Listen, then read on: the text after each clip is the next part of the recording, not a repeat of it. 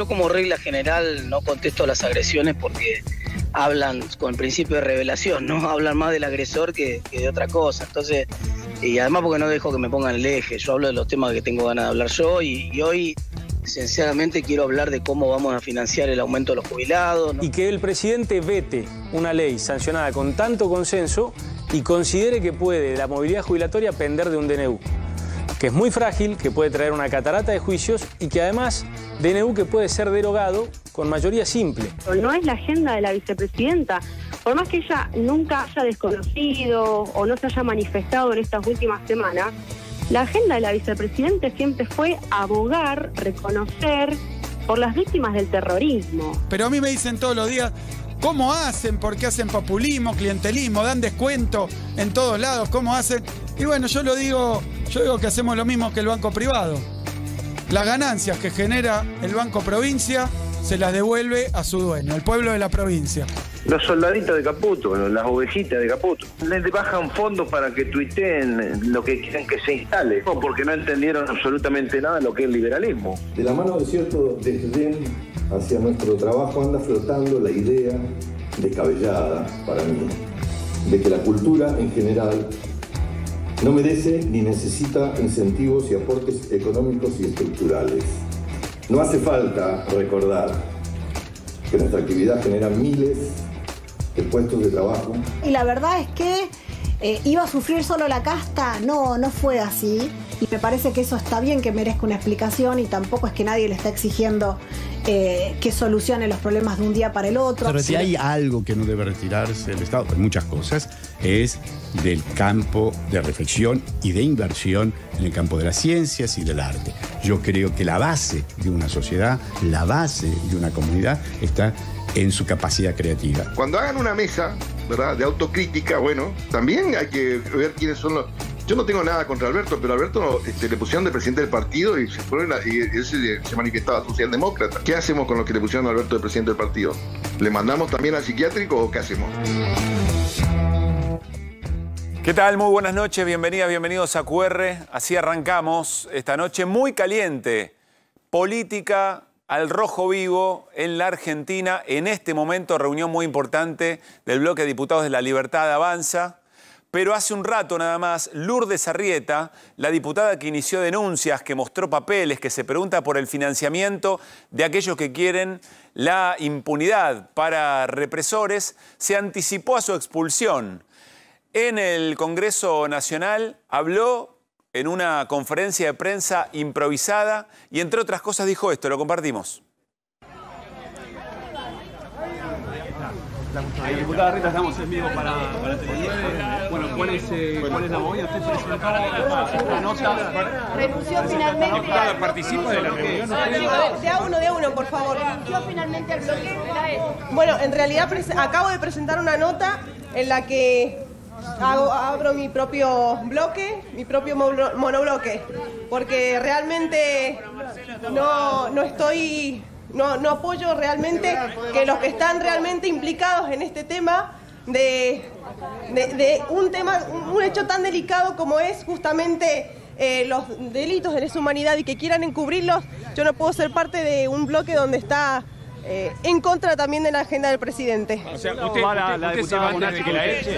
No, por ahora estoy yo sola. ¿Cómo? ¿Usted se fue del bloque antes de que la echen? ¿Cómo, perdón? Si usted se fue del bloque antes de que la echen. Decidí hacer mi propio monobloque justamente por estas razones.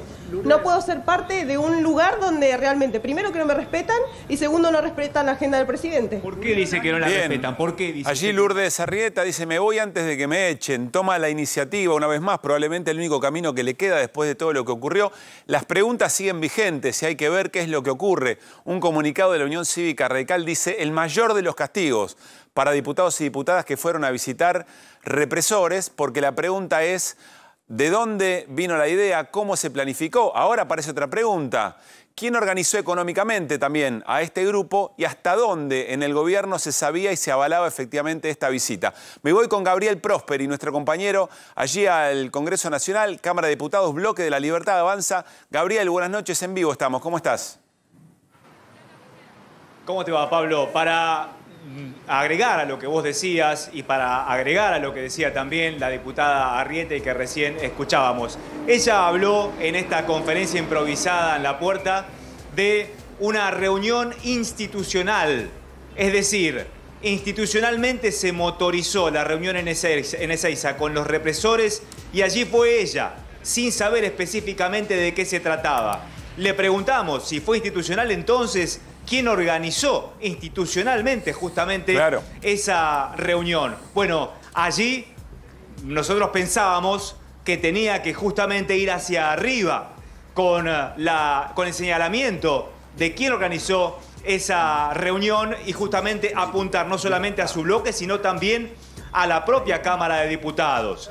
La diputada no tuvo respuesta respecto de ello. Dijo que iba a enviar un proyecto de ley para que se avance en la investigación de quiénes justamente organizaron y cómo se dio esa reunión en la cárcel de Ezeiza. Tampoco pudo responder porque literalmente se la llevó su abogado de la conferencia el hecho de decir qué se habló en esa reunión, porque ella dice que no está en la agenda del presidente de la Nación ni del oficialismo el hecho de beneficiar a los represores con, por ejemplo, prisiones domiciliarias.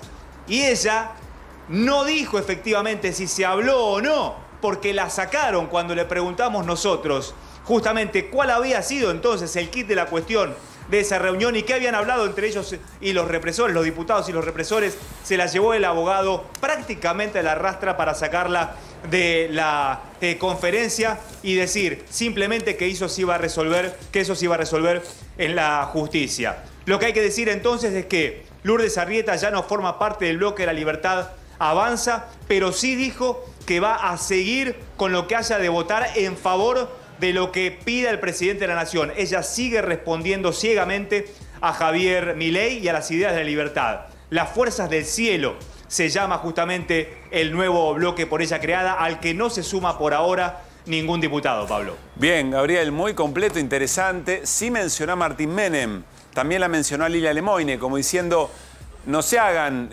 los que no sabían nada, que no estaban al tanto. Ella lo que reclama es, nos soltaron. A Lilia Lemoine claro, sí, directamente. Claro. Y hay que ver qué es lo que ocurre. Lemoine sí directamente, claro, porque es específicamente la respuesta que le da lo que Lemoine dijo durante la semana, ¿no? Bien. Gabriel, tenés prioridad, si efectivamente hay... ¿Quiénes están reunidos en este momento, perdón? Por Zoom. Eso es importante decirlo. Sí. Estaba el Salón Blanco preparado para la reunión de bloque que se lleva todos los martes por parte de los diputados de La Libertad Avanza. Sin embargo, a partir de lo que podía generarse con la expulsión de Arrieta, decidieron hacerlo por Zoom. Esta reunión en la que, entre paréntesis y al margen, se reconfirmó la pertenencia de Rocío Bonacci y de Marcela Pagano, que también estaban en el ojo de la tormenta por las últimas vicisitudes que se llevaron adelante en La Libertad Avanza, en el bloque de diputados por lo menos. Gran cobertura, Gabriel, gracias. Tenés prioridad, cualquier cosa volvemos a comunicarnos. Abrazo grande. Bueno, muy importante lo que nos cuenta Gabriel Prosperi, hasta dónde llega efectivamente la sangría, gran preocupación del presidente Javier Milei. En un momento hasta trascendió que Milei podría participar de esa reunión virtual. ¿Por qué? Y bueno, la última experiencia, la última reunión no salió muy bien. Salió en todos los diarios, en todos los canales de televisión, los gritos de Lourdes Arrieta y esa denuncia de maltrato. Muy importante lo que Lourdes Arrieta decide. Se corre y arma un monobloque, Las Fuerzas del Cielo se va a llamar ese monobloque, pero muy importante lo que le dijo Oscar Sago hace un rato a Maxi Montenegro, aquí en A24. Él fue convocado, lo llamaron para ordenar un poco la tropa. Vamos a ver qué es lo que ocurre, pero no la quiere Lourdes Arrieta en el bloque que ya tiene Sago. Y dice algo Sago importante, dice, nosotros tenemos que ordenar esto antes de la elección del 2025 para que la agenda del presidente no sea bolonqui. El presidente que se ocupe de lo que se tiene que ocupar. Y él se postula de alguna manera. Aquel que fue expulsado en su momento dice, yo soy el que puede ordenar esta tropa porque esta tropa está totalmente desordenada. Fue un rejunte original porque había que tener número en las boletas, en las provincias, etcétera, etcétera. Interesante saber lo que puede llegar a ocurrir e interesante al mismo tiempo algo que está ocurriendo en este instante. Se los dijimos nosotros el viernes pasado. Mauricio Macri, el expresidente, y el presidente de la Nación, Javier Milei, nuevamente reunidos. Veremos si el menú es milanesa o no, pero cumplen con aquello de reunirse una vez por semana o máximo 10 días. Lo decía Javier Calvo hace un rato, cuarta semana, cuarta reunión. Esto también es parte de la construcción política que el presidente empieza a observar porque necesita algún tipo de alianzas y el expresidente Mauricio Macri también hace valer ese peso. Se lo vamos a preguntar en un rato a Leandro Santoro, ¿qué es lo que está viendo? Tamaña fragmentación de la política expresada en el Congreso y ahí uno podría decir, bueno, Unión por la Patria es lo que más se ha mantenido, unido, coherente. Se lo vamos a preguntar porque hay un desafío eventualmente de pasar a la ofensiva, no solo a la defensiva. Y además le vamos a preguntar a Leandro Santoro, porque Cristina Fernández de Kirchner volvió a emitir un mensaje en redes sociales hace un rato nada más, reposteando algo de Mayra Mendoza a partir de su intercambio con Mayans respecto de si Victoria Villarruel es peronista o no es peronista y quién lo puso a Alberto Fernández al frente del PJ. Ahí también parecen estar decidiendo los límites y cuál va a ser la línea hegemónica del peronismo en el tiempo que viene. ¿Podría ser el valor del boleto en la Ciudad de Buenos Aires, en el AMBA también, a partir de la próxima semana, 1.400 pesos? Hay una discusión muy fuerte respecto a esto por las empresas. Dicen, nosotros o nos dan tarifa o nos dan subsidios, pero así no podemos seguir. Y la fecha límite es el lunes. Vamos a hablar con el ministro de Infraestructura de la Ciudad de Buenos Aires en un ratito nada más. Y esto también tiene que ver con la permanente caída de consumo. Fer Cerolini, ¿ahora de qué se trata? ¿Cuál es el título? Sigue barranca abajo. Estamos con barranca abajo con el consumo, no reacciona, no hay ninguna B corta. Lo que aspiran como máximo es llegar a la L. Bueno, en un ratito vamos con eso muy importante porque es el bolsillo de argentinos y argentinas. Mientras Lourdes Arrieta se iba del bloque y armaba su propio bloque, alrededor de las visitas de diputados y diputadas a represores, Victoria Villarruel, no es la primera vez que lo hace, aprovecha una fecha internacional, el Día Internacional en reparación de las víctimas del terrorismo.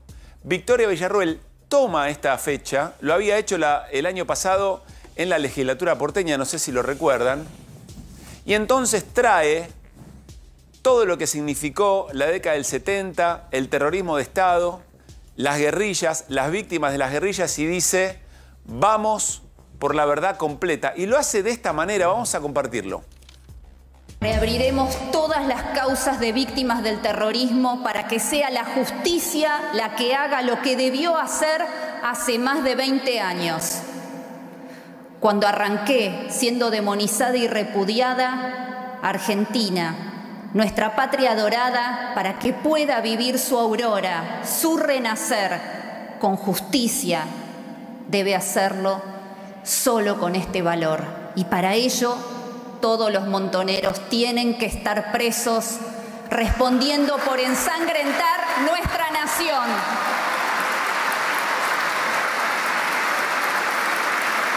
Solo con los asesinos en las cárceles podremos, en la unidad y el deber cumplido, poner a nuestra amada Argentina de pie.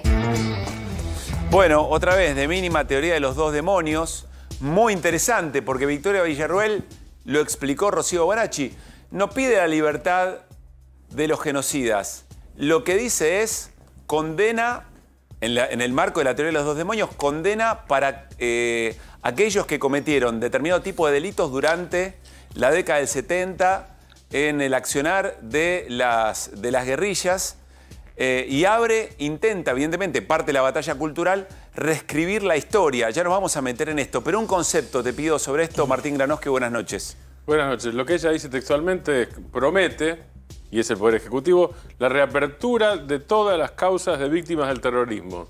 Y cierro comillas. No dijo cómo. Bueno, esa pregunta es importante porque quien indultó efectivamente a las cúpulas guerrilleras fue el gobierno de Carlos Saúl Menem, el mejor gobierno de la historia para Javier Milei, y luego la Corte Suprema de Justicia dijo esos delitos eventualmente no eran delitos de lesa humanidad, por eso prescriben. Lo vamos a hablar en un rato nada más y se lo vamos a preguntar también a Leandro Santoro, de Origen Radical, que tiene también una mirada seguramente para dar respecto a esto y lo que está pasando en el Congreso. Ahora bien, noticia muy importante, vamos a la economía real, vamos a lo que está pasando en la realidad de las empresas, en la realidad de los trabajadores, en la realidad de los consumidores. El gobierno de Javier Milei anuncia y ratifica que a partir de septiembre se va a bajar el impuesto país. Lo hace de esta manera y lo analizamos con Hernán Lecher.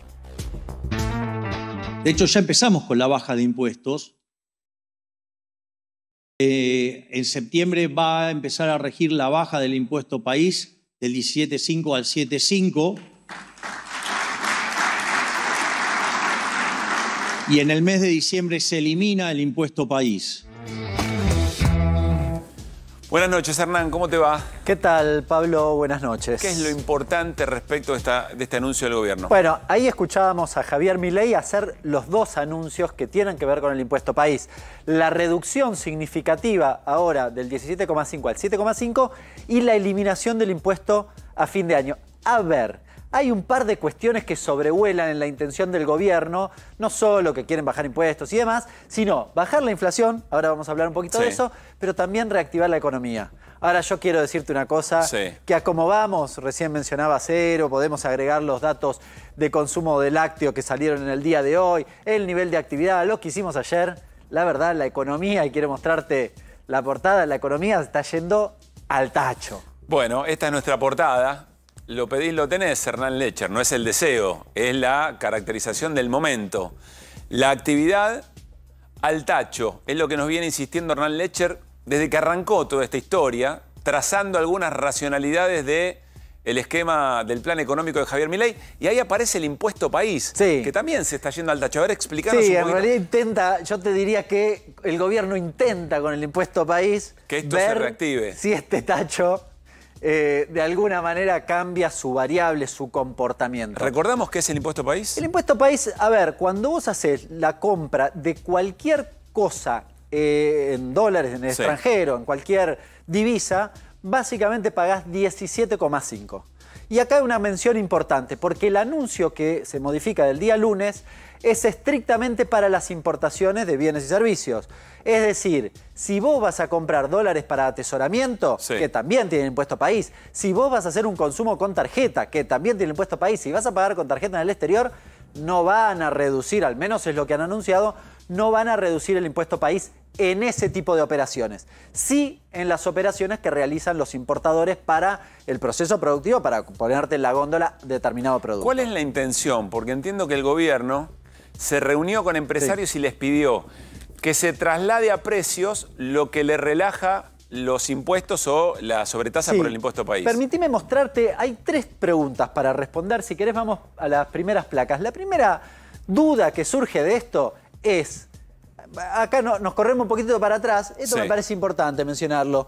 Esta operación que se realiza hoy, o se realiza el día lunes, que es la reducción del impuesto país, está compensando algo que hizo el propio gobierno el día 13 de diciembre del año 2023. ¿Qué quiso hacer en ese momento? Bueno, aumentó el impuesto país porque iba a devaluar o devaluó en simultáneo y entonces mejoró la recaudación de manera significativa. De hecho, el impuesto país es el impuesto, lo venimos diciendo, que más aumentó, que más dinamismo tuvo. Bien, tuvo un efecto claramente recaudatorio. En aquel momento impulsó al alza la inflación, el gobierno intenta que sea a la baja. Pero la primera cuestión, y pasamos a la placa siguiente, es, Hernán, si tenía intenciones fiscales, ¿qué puede pasar si lo sacamos? Bueno, yo hice un ejercicio. A ver, ¿qué pasaba con el resultado financiero de enero a julio si vos, en lugar del impuesto país al 17,5, lo aplicabas al 7,5? ¿Bien? Mirá, el resultado financiero te daba todos los meses positivos, salvo el último. Estos son todos los superávit que el gobierno viene gritando gol. Exacto. Que viene Fíjate festejando. que el último, estamos hablando del financiero, no el primario. El financiero es con los intereses de deuda. Intereses de deuda. El último mes ya te había dado resultado negativo. Pero si vos te fijas, si en lugar de eso el impuesto país hubiese sido el 7,5, tenías 4 meses de déficit. Y el último mes era muy importante. de 1 billón. ¿Qué tal? ¿Esto para qué? Para pensar que puede pasar para adelante. ¿Qué quiere hacer el gobierno? Intentar compensarlo con el blanqueo. Vos me mirás y me decís, pero el blanqueo por única vez. Sí, es por única vez. Bueno, ¿abre la puerta a un ajuste futuro? Y a mí me parece que sí. A ver, quiero entender esto, a ver si lo podemos explicar de la mejor manera. El gobierno saca el impuesto país, cumple con esa promesa. Ahora vamos a ver qué le pide a los empresarios o por qué lo hace en concreto. Pero claro, deja de recaudar todo eso. Tiene la consigna del superávit, el equilibrio fiscal no se toca, con lo cual, si no compensa ese ingreso con otra cosa, la motosierra es más fuerte que nunca, digamos, el ajuste. ¿Qué va a recortar? Lo que yo diría es, si efectivamente el gobierno quiere sostener el superávit, va a tener que hacer un recorte adicional en algún lado. ¿Bien? Bien. Lo de ganancia no compensa. ¿Bien? Entonces, uno de los temas principales para mí, prefería arrancar por esto. Vamos a la siguiente pregunta. ¿Va a bajar la inflación? ¿Por qué? ¿Cuál es la teoría? ¿Por qué bajaría de acuerdo a lo que piensa el gobierno? Si yo imagínate que tengo este saco, lo traigo de afuera y cuando lo traje pagué 17,5 y ahora voy a pagar 7,5, más barato. Tiene que bajar. Tiene que bajar. Sí. Debería bajar. Sí. Lo que le preocupa al gobierno es resolver estas dos cuestiones, la inflación núcleo y la inflación mayorista, sobre todo el IPC también, pero estos dos, que si vos te fijas, están estancados. El gobierno quiere que baje a 2% y fíjate, la núcleo se clavó ahí en 3,8 y no baja. Lo dijo Letcher en abril. Dijo Letcher, lo que viene es esto, es esta meseta. Y en la mayorista un poquitito mejor, pero el último mes incluso tuvo incremento. Lo mencionábamos acá, con lo cual acá tiene una postal que le preocupa. Quiere ver si con esto del impuesto país baja la inflación al 2%, no porque quiera que a nosotros nos vaya bien, tiene un efecto macroeconómico. Quiere que se muevan a la par de la devaluación, del tipo de cambio. Ahí entra lo que cuenta hoy Leandro Renú en página 12, que el gobierno se comunica con las empresas y dice, bueno, yo cumplo, bajo el impuesto país, ustedes trasladen a precios. Mirá la placa que sigue, porque acá te quiero explicar el problema que tiene el empresario. Es medio técnico, pero es importante. Las importaciones de septiembre no van a tener o van a tener el impuesto país al 7,5. Sí. Pero tenés un pequeño problemita. Vos sabés que cuando yo voy a importar este saco, y lo importé, por ejemplo, en mayo, en realidad me pagaron el 25% de los dólares de esta importación en junio, el 25% en julio, el 25% en agosto y el 25% en septiembre. Es decir, hay un 25% de importaciones que yo hice en mayo que ya pagué el impuesto país porque se paga anticipado, se paga el 90% en mayo. Con lo cual yo lo tengo que sostener en el precio para recuperarlo. Medio que ya está, te lo tendrían que devolver, pero no te lo van a devolver. ¿Y esto a partir de cuándo se cortaría? ¿Cuándo podría verse en precio la baja del impuesto país? Es buena la pregunta. Estas importaciones de septiembre, ¿cuándo me las pagan? Sin retención de impuesto país. Bueno, acá no me lo retienen, pero me van a dar los dólares en octubre y en noviembre. Bien, y si vos hacés la cuentita, recién en noviembre, te dirían que en diciembre tenés importaciones al 7% y al 7,5% y te cobran eso y se acabó la discusión. Bien. ¿Se entiende? Sí. Vos ya tenés esto en precio. Lo voy a bajar si yo ya lo pagué, el impuesto país, por lo que voy a vender en septiembre. ¿Se entiende? Sí, claro. Ese es el problema que tienen los empresarios y que yo creo que puede impactar negativamente para las ambiciones del gobierno en la baja del impuesto de la inflación respecto del impuesto país. Bien. Bien, y vamos a la tercera pregunta, finalmente. ¿Esto va a tener efectos positivos sobre la actividad económica, que es en definitiva lo que queremos que suceda? Bueno, salió un informe de la CEPAL, probablemente lo has visto, mucha gente que nos está mirando probablemente también lo haya visto. El dato ilustrativo, y salió publicado en distintos lugares, es esto que estamos viendo aquí.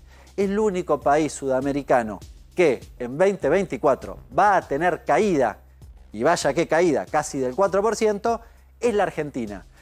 Creo que se queda corto el número porque eso incluye el efecto que venimos mencionando aquí del sector agropecuario que tiene, en términos interanuales, un crecimiento fenomenal. Si le saco el sector agropecuario, estamos hablando de 6 puntos de caída en el año. Sí. Es una debacle fenomenal, pero además, fíjate, hasta Venezuela crece. ¿No? Digo, fíjate el escenario. La baja del impuesto país, conclusión, no creo que resuelva difícilmente la inflación, pero tampoco la cuestión de la actividad. Hablo con muchos empresarios que a esta altura me repiten una cosa que hace un año atrás uno no parecía imaginar, que es que me bajen la inflación no me resuelve que aparezcan las ventas.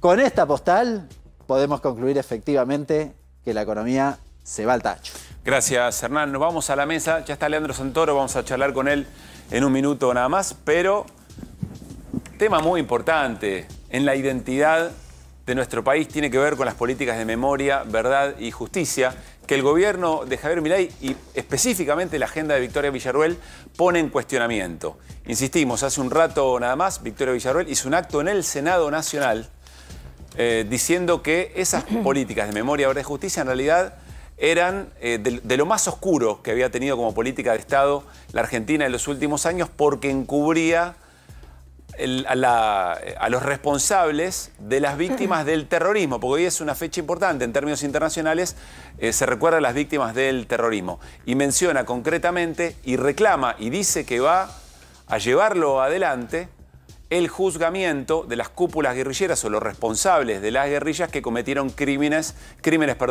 durante la década del 70 e incluso durante la dictadura cívico-militar. Hay un comunicado, me dice la producción de hijos. De hijos. Gracias, Irina, si podemos compartirlo. Comunicado de la Red Nacional de Hijos. Repudia la glorificación del terrorismo de Estado por parte de la vicepresidenta de la Nación, Victoria Villarruel. Nos alarma que una representante elegida democráticamente se exprese pública e institucionalmente desconociendo el genocidio cometido por el terrorismo de Estado que implementó la última dictadura cívico-militar eclesiástica desde el 24 de marzo del 76 hasta el 83. Los crímenes de lesa humanidad cometidos en más de 800 centros clandestinos de detención que funcionaron en el país, donde fueron secuestradas, torturadas y asesinadas al menos 30.000 personas, comenzaron a ser juzgados en el 2006 y continúan investigándose en causas judiciales en la actualidad. A ver, Martín, te quiero escuchar, Irina, por supuesto, también, pero yo entiendo que Victoria Villarruel dice, o por lo menos se desmarca de quienes, de diputados y diputadas que fueron a visitar genocidas y traman un plan de impunidad. Dice, no, yo lo que quiero es que efectivamente sean juzgadas las cúpulas guerrilleras o los responsables de esos crímenes. Trata de englobarnos un poco en el contexto y agrega una pregunta. La pregunta es si todos y todas tenemos una posición respecto de esto. Es la historia que efectivamente y la identidad que hemos construido en el mundo. Pero si quizá no es motivo de volver a revisar los argumentos que llevan a distinguir los crímenes eventualmente de las guerrillas de el terrorismo de Estado, Martín. Empiezo por el final y te digo, sí, por supuesto que hay que distinguirlo. Hay que distinguirlo porque esta es una opinión. Vos preguntás su opinión, yo te digo mi opinión. Pero además la justicia ya se pidió. Vos lo comentaste al principio del programa, Pablo. Empieza la jueza María Romilda Servini de Cubría, pero hay otros fallos en ese sentido, que dice que los delitos cometidos por la guerrilla, que en algunos casos pueden haber sido de terrorismo también, pero esos delitos no son imprescriptibles. O sea, prescriben, tienen un punto donde ya no se puede juzgar, no se puede perseguir penalmente. Eso quiere decir que no son imprescriptibles. No ocurre lo mismo con los de lesa humanidad. Las torturas cometidas por el Estado, por el terrorismo de Estado, los secuestros, el robo de bebés, etcétera, etcétera. Eso era parte del plan sistemático y esos son delitos de lesa humanidad. No prescriben nunca, no prescriben nunca. Y algunos de esos delitos se siguen cometiendo. Cuando hay un nene que no aparece, es un delito que se sigue cometiendo. Y cuando hay un desaparecido, es un delito que se sigue cometiendo porque no apareció justamente, no está el cuerpo. O sea que ahí hay, encima de todo, una continuidad. Es decir, que para la justicia hay una diferencia clarísima. Empezando por la última parte de tu pregunta. Hay una diferencia clarísima. Para el consenso social democrático... Perdón, una pregunta sobre eso. Sí. Esto que nos marcás, sí, que es parte del hacer jurídico de la Argentina y ejemplo del mundo. Exacto. ¿Lo decidió Cristina Fernández de Kirchner, lo decidió Néstor Kirchner o es el Poder Judicial de la Argentina quien tomó esta decisión? Es el Poder Judicial, digamos, los juicios empiezan por un decreto de Alfonsín en 1983. Dice, ahí empiezan. Digo, en realidad vuelven, ahí está en el comunicado de hijos, sí, vuelven en el 2006, porque los tres poderes del Estado dicen eso, determinan eso, pero empiezan con un decreto de Alfonsín impulsando el juzgamiento en diciembre de 1983. Empieza en ese momento. Ahí empieza el consenso democrático, empieza el ejercicio del juzgamiento y la persecución penal en democracia, sin una revolución previa como puede haber sido el caso de otros países. Perdón, la aplicación del criterio de delito de lesa humanidad es de la Corte Suprema. es a partir de que declara la inconstitucionalidad de las leyes de punto final y obediencia debida.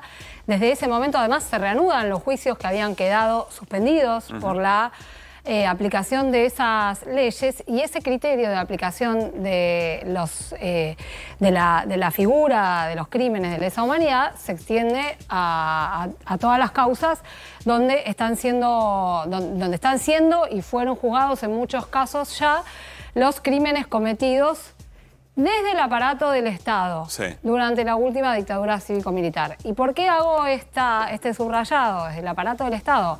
Porque es algo además que distingue de estos casos que invoca Villarroel, donde está hablando de militantes de los 70 a los que ella quiere poner en el banquillo, pero que no actuaron desde el aparato del Estado, ¿no? Y además también lo que hay que decir es que algunos casos han sido juzgados y hay otros casos que existen las causas. Si hay crímenes, efectivamente, llevados adelante por las guerrillas durante esos años. Lo que no hubo es, a ver, es lo que dice Irina, en algún caso fue juzgado, vamos a poner, legítimamente, o dentro de la legalidad, no legítimamente, dentro de la legalidad. Firmenich, por ejemplo. Claro, Firmenich, exacto. En otros casos, lo que hubo es sentencia de tribunales militares durante la dictadura, es decir, que ahí no hay ni legalidad ni legitimidad, ninguna de las dos cosas.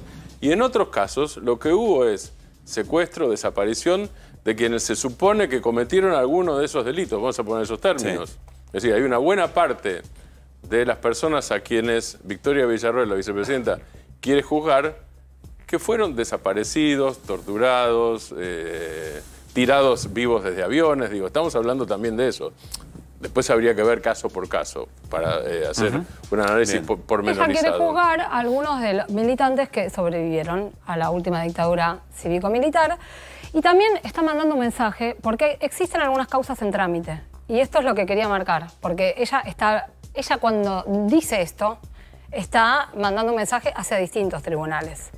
En la Corte Suprema de Justicia está todavía el caso de Argentino del Valle Larraure, que había estado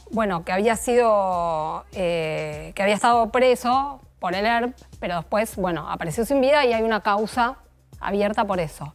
Todos los tribunales que intervinieron dijeron que no se trató de crímenes de lesa humanidad. Eso está en la Corte hace más de 5 años, ¿sí? Entonces, lo que está haciendo Villarroel es mandando mensajes. También está abierta la causa por el caso de Rucci. ¿Sabes qué la tiene? El juez Ariel Lijo. Ariel Lijo ya dijo que en ese caso no hubo un delito de lesa humanidad. Lo dijo también el fiscal, pero la causa sigue abierta. Y Victoria Villarroel también se refiere a eso. Y es una de las discusiones que además tuvo sobre la postulación de Lijo con el presidente Javier Milei. Esa causa, la de justamente el asesinato de José Ignacio Rucci. Y la otra es la de la bomba en Coordinación Federal. Yo te digo, son 3 causas que están abiertas que tienen que ver con esta temática que ella está, que está trayendo, donde reaviva la llamada teoría de los 2 demonios y donde ella instala esta idea suya de que los militantes de los 70 fueron terroristas. Y lo que ella quiere, evidentemente, es que esto sea tratado como crimen de lesa humanidad. El Poder Judicial hasta ahora dijo no son crímenes de lesa humanidad, y la explicación y la gran diferencia tiene que ver con lo que te decía antes. Una cosa es un plan sistemático con utilización del aparato del Estado y de todas las fuerzas que intervenían y un gobierno de facto que usurpó el poder. Y otra cosa son estos hechos que en algunos casos todavía hay causas abiertas y en otros casos ya fueron juzgados, insisto. Me voy con Leandro Santoro para charlar sobre esto como uno de los primeros temas para referirnos. ¿Qué haces, Leandro? ¿Cómo te va? Juan Pablo. Gracias. Bueno, tiene múltiples abordajes, porque además estas cosas se discuten en un momento determinado, en un contexto determinado. ¿Cuál es el sentido de lo que plantea Villarroel? Desde la política de la institucionalidad, ¿cómo estás observando y analizando esto? Estaba fijando recién, el mes que viene se cumplen 2 años del estreno de Argentina en 1985. Parece que son 2 siglos. ¿Vos te acordás lo que fue cuando se estrenó esa película? La idea de reivindicar el juicio a las juntas, la epopeya de la Argentina por la búsqueda de la verdad y la justicia, lo que significó para nosotros como nación el reconocimiento internacional por la defensa de los derechos humanos. Menos de 2 años. La verdad que es terriblemente doloroso esto, porque atrás de todos estos debates que se tratan de reabrir y de la manera que los tratan de reabrir, se esconde una concepción muy autoritaria de la democracia, minimalista casi te diría. Es terrible que incluso este tipo de posiciones tenga tanto apoyo por parte de los pibes. Me duele mucho. De las juventudes. Estoy haciendo una generalización, Sí. por supuesto hay pibes que reivindican los derechos humanos, que no tienen nada que ver con esta corriente ultraconservadora, pero hoy fue un día muy triste. Escucharlo al ministro de Justicia también decir las barbaridades que dijo, negando la diversidad sexual, ver el acto en el Salón Azul del Senado, ignorando lo que fue el terrorismo de Estado en la Argentina, estar discutiendo sobre las visitas no solamente al penal de Seiza, sino también a Campo de Mayo, de diputados nacionales que lo que están buscando es construir un proyecto de ley para obtener beneficios para los represores. La verdad, Pablo, es muy doloroso esto. Entiendo que vamos a tener que afrontarlo con hidalguía y dar las batallas ideológicas, políticas y culturales que sean necesarias. Ahora, de ninguna manera nos van a quebrar. De ninguna manera nos van a quebrar. Me duele como argentino y me duele como militante político que toda la vida defendió una concepción muy clara y muy amplia de los derechos humanos y de la democracia. Porque nosotros tenemos una visión amplia de las dos cosas. Los derechos humanos no son solamente los que se ponen en riesgo cuando el Estado te secuestra, te viola y te tortura. También son los que se ponen en riesgo cuando las personas no tienen la posibilidad de desarrollar su proyecto de vida con libertad.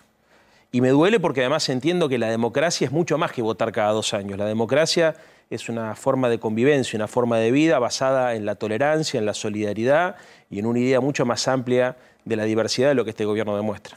Leandro, los organismos de derechos humanos, los sectores de la política que efectivamente llaman terrorismo de Estado al terrorismo de Estado y eventualmente otro tipo de delitos de otra manera, van a tener que dejar de dar por sentadas algunas cosas, quizá correrse de los consignismos para hablarle a esas nuevas generaciones, para hablarle a un sector de la sociedad que quizá pensaba esto o estaba esperando que alguien lo dijera en voz alta y estaba medio guardado. ¿Tiene que haber una manera distinta de trabajar estos temas de cómo se viene haciendo hasta ahora? Sí, en la Alemania actual se sigue hablando del nazismo. No lo dan por superado. Hay cosas que los pueblos son conscientes que no pueden olvidar porque siempre se corre el riesgo de volver a repetir atrocidades.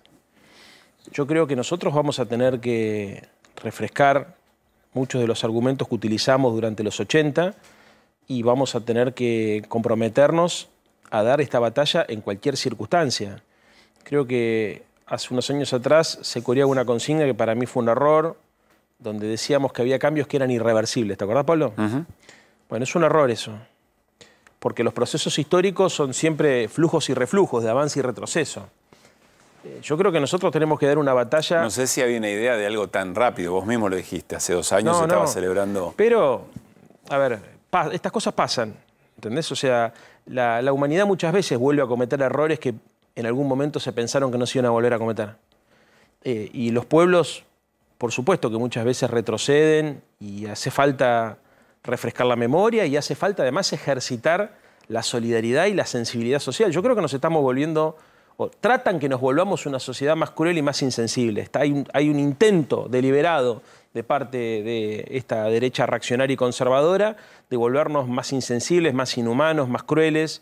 Y no es solamente una discusión de Twitter, es una discusión pública que estamos dando con personas que, inclusive con una sonrisa y con una estética agradable, te dicen las barbaridades más escalofriantes, ¿no? Yo, por ejemplo, no puedo dejar de recordar cómo se la bastardeó Estela de Carlotto. Mirá, Pablo, si hay una persona que ha sido un ejemplo de lo que es la lucha por la verdad y la justicia, que yo creo que debería ser merecedora del Premio Nobel de la Paz, ella sí merecería ganar un Premio Nobel, es Estela de Carlotto. Y la han agredido, la vicepresidenta y otros funcionarios de este gobierno, hace pocos meses atrás, de una manera tan injustificada y tan irresponsable, porque finalmente fue una de las personas que ayudó a reconciliar a los argentinos, pero sobre la base de la verdad y la justicia, no sobre la base del olvido. ¿Se entiende? Entonces, hay que aprender del ejemplo de Estela y no hay que permitir bajo ninguna circunstancia que el oscurantismo nos gane. Hernán. ¿Qué tal, Leandro? ¿Cómo estás? Buenas noches. Vos recién mencionabas que los pibes quizás, bueno, tienen una mirada por no haber vivido la dictadura y demás. y con todo lo que significa Milei, quizás indulgente con la dictadura y demás. Ahora, desde Unión por la Patria uno escucha de repente a Mayans que dice, bueno, Villarruel está más cerca del peronismo, si querés, ideológicamente, que de Milei. ¿No es un poco confuso? ¿Qué opinión te merece eso? Mira, yo con Villarruel no tengo nada que ver. Me parece que una persona que defiende genocidas no solamente no tiene que ver con el peronismo, y perdónenme los compañeros del peronismo, saben que yo no provengo del peronismo, pero es un partido político popular y democrático. No tiene que ver con los valores de una democracia con sentido social tampoco, porque no es solamente que defiende genocidas, es además que trabaja para que el plan económico que tenían los genocidas en el 76 se proyecte en el tiempo con la modalidad que estamos viendo ahora. Entonces, para mí, ¿viste? O sea, no quiero hablar mal de ningún compañero porque creo que es momento de tratar de llamar a la concordia y tratar de llamar a la reflexión, porque esta pelea la vamos a tener que dar con todos. Pero no tengo ninguna duda, Hernán, ninguna duda, que Villarruel no solamente es un límite político, es un límite ético. Por más que sea agradable, por más que cuando vos le escuches hablar parezca que está siendo razonable, porque además comparada con Milei, obviamente que parece más razonable, pero la dureza del discurso, la insensibilidad del discurso, tiene una raíz tan profunda y tan contraria a nuestro ideario que a mí me hace imposible pensar que estemos discutiendo este tema. Es increíble que lo estemos discutiendo. Ahora, Leandro, interesante, hablaste del límite. Da la sensación que el mensaje de Cristina Fernández de Kirchner respecto de lo que había dicho Mayans, también Moreno, coqueteando con esta idea de acercarse a Victoria Villarruel, está tratando de poner un límite y de alguna manera se está dando la discusión de, bueno, ¿cuáles van a ser los parámetros del campo nacional y popular hacia adelante? ¿Qué cosas sí, qué cosas no? Y otra vez se reedita la discusión sobre lo más amplio posible para tener capacidad electoral, pero al mismo tiempo que queden claros cuáles son los andariveles por los que se puedan dar. Esto después de una derrota electoral y política muy fuerte. ¿Cómo te imaginas esa escena? ¿Cómo se está dando esa escena? Lo que pasa es que es una discusión que yo no puedo creer que la estemos dando. Porque, a ver, yo puedo discutir de qué manera construir un acuerdo político para llevar adelante un modelo de desarrollo económico, sin lugar a duda. De hecho, creo que la sociedad está tan fragmentada que es muy difícil imaginarse que un solo partido va a lograr volver a construir una mayoría. Vamos a tener que armar una coalición amplia y heterogénea. Lo que no puedo creer es que, seducidos por una estética o seducidos por un cálculo electoral, algunos dirigentes políticos se olvidan de lo que decían hace 2 meses atrás. Porque hace 2 meses atrás a ningún dirigente de este espacio se le hubiese ocurrido poner en tela de juicio la discusión sobre la importancia de los derechos humanos en la Argentina. ¿Qué pasó ahora? No me quiero pelear con nadie, pero quiero decir, a ver, compañero, ojo, que quebrarse personalmente no está permitido en este proceso. Porque cuando vos te quebrás y arrastrás a otros compañeros que por ahí porque te tienen como referente, te siguen en esa lógica, lo que estás haciendo es desnaturalizando la militancia política que dio origen a tu rol en la sociedad. Si nosotros aparecimos como fuerza política, los que venimos de partidos democráticos y populares para hacer otra cosa, ¿a quién se le ocurre que porque hoy da bien en las encuestas o porque da bien en cámara y porque tiene una estética más amigable que otras estéticas vamos a acompañar cualquier barbaridad? ¿Puede decir que hay un sector del peronismo que está buscando en espejo la figura de Milei? Yo creo que hay un sector hay un sector de la política que está pensando que si mañana Milei se cae o se va o pierde una elección, hay que encontrar una figura taquillera para reemplazarlo y que me parece que no se están dando cuenta que tal vez la alternativa que están pensando es peor a lo que existe actualmente. ¿Entendés? Eso es lo que estoy diciendo. Creo que la lógica esta de vamos al juicio político, lo volteamos a Milei y la ponemos a Villarruel es un delirio. Y que no hace otra cosa más que fortalecerlo a Milei, por otro lado. Porque cuando vos decís esto, la sociedad ve que hay un sector de la política que está conspirando contra un presidente que podrá tener 1000 defectos, pero fue legítimamente electo. Entonces, ¿viste? A ver, ojo con lo que estamos haciendo, porque la idea esta, porque son las dos jugadas, la del juicio político y la de el blanqueo de Villarruel, ¿no? La Villarruel popular. Pará, porque lo que están buscando es otra cosa. De la misma manera que en este debate cayó la discusión en el Parlamento sobre la visita a los genocidas en Ezeiza. También la terminaron utilizando para jugar una interna política que yo creo que tenemos que ser muy inteligentes de no caer, porque eso no hace otra cosa más que fortalecer al proyecto de la ultraderecha. A ver si lo tenemos claro esto. Santoro. Porque, perdóname, Villarruel no es solamente una figura carismática que complementa la insensibilidad de la figura dura de Milei. Villarroel también es la expresión política y económica de un proyecto de país que tiene mucho que ver con lo que pasó durante la dictadura militar, durante el menemismo y durante el gobierno de Macri, que no tiene nada que ver, por lo que yo entiendo, con el proyecto de país que nosotros tenemos en la cabeza. Sí, Fer. A ver, no, primero que los que hacen una diferenciación entre Villarroel y Milei, como en lo económico, que fuera más nacionalista, decía Mayán, parece que se olvidaron que desempató el Rigi. Ella terminó, si fuera tan, digamos, si hubiera sido como en el caso de Cobos, hubiera dicho, no, yo esto no lo voto, soy nacionalista, esto no lo voto, no. Votó el Rigi ella hizo el desempate. Pero por otro lado, a mí me llama la atención, yo quiero saber, a ver qué opina de esta interna, porque no se va a terminar acá, que tiene que ver esta visita a Ezeiza. Milei dice, no es mi agenda, tampoco salió a defenderla Villarroel, pero acá hay una cuestión que nos tiene que asombrar. Las dos personas que están más horrorizadas y que más se despegaron son Rocío Bonacci y Lourdes Arrieta. Rocío Bonacci es hija del hombre al que le dejó Aldo Rico el Modín, ¿se acuerdan? Le dejó el Modín al padre de ella. Es decir, que estaba cercano a los militares. Y en el caso de Lourdes Arrieta es hijo de un militar que está acusado inclusive de hacer maltratos a los soldados en Malvinas. Quiere decir que aún esta gente cercana a los militares aparecen como horrorizadas con lo que pasó en esa visita. Es decir, que no todo el ejército debe estar con ganas de que se larguen, se suelten a los genocidas. ¿Estamos de acuerdo? Sí, yo no le creo a nadie. Por eso, pero ¿de quién es la agenda? ¿Es de Milei? ¿Es de Villarroel? ¿De quién quiere esta ley? A ver. Pero alguien quiere sacar una ley, ¿no? Me parece que fueron por eso. Por supuesto, pero a ver, lo que están haciendo es jugar al tacticaje. A ver, la agenda, esta no es la agenda de Milei hace 5 minutos porque es la agenda de Villarroel. Y Milei se está dando cuenta que Villarroel le está serruchando el piso, entonces se despega con esta. Porque, a ver, hasta hace 10 minutos también era la agenda de Milei, perdónenme.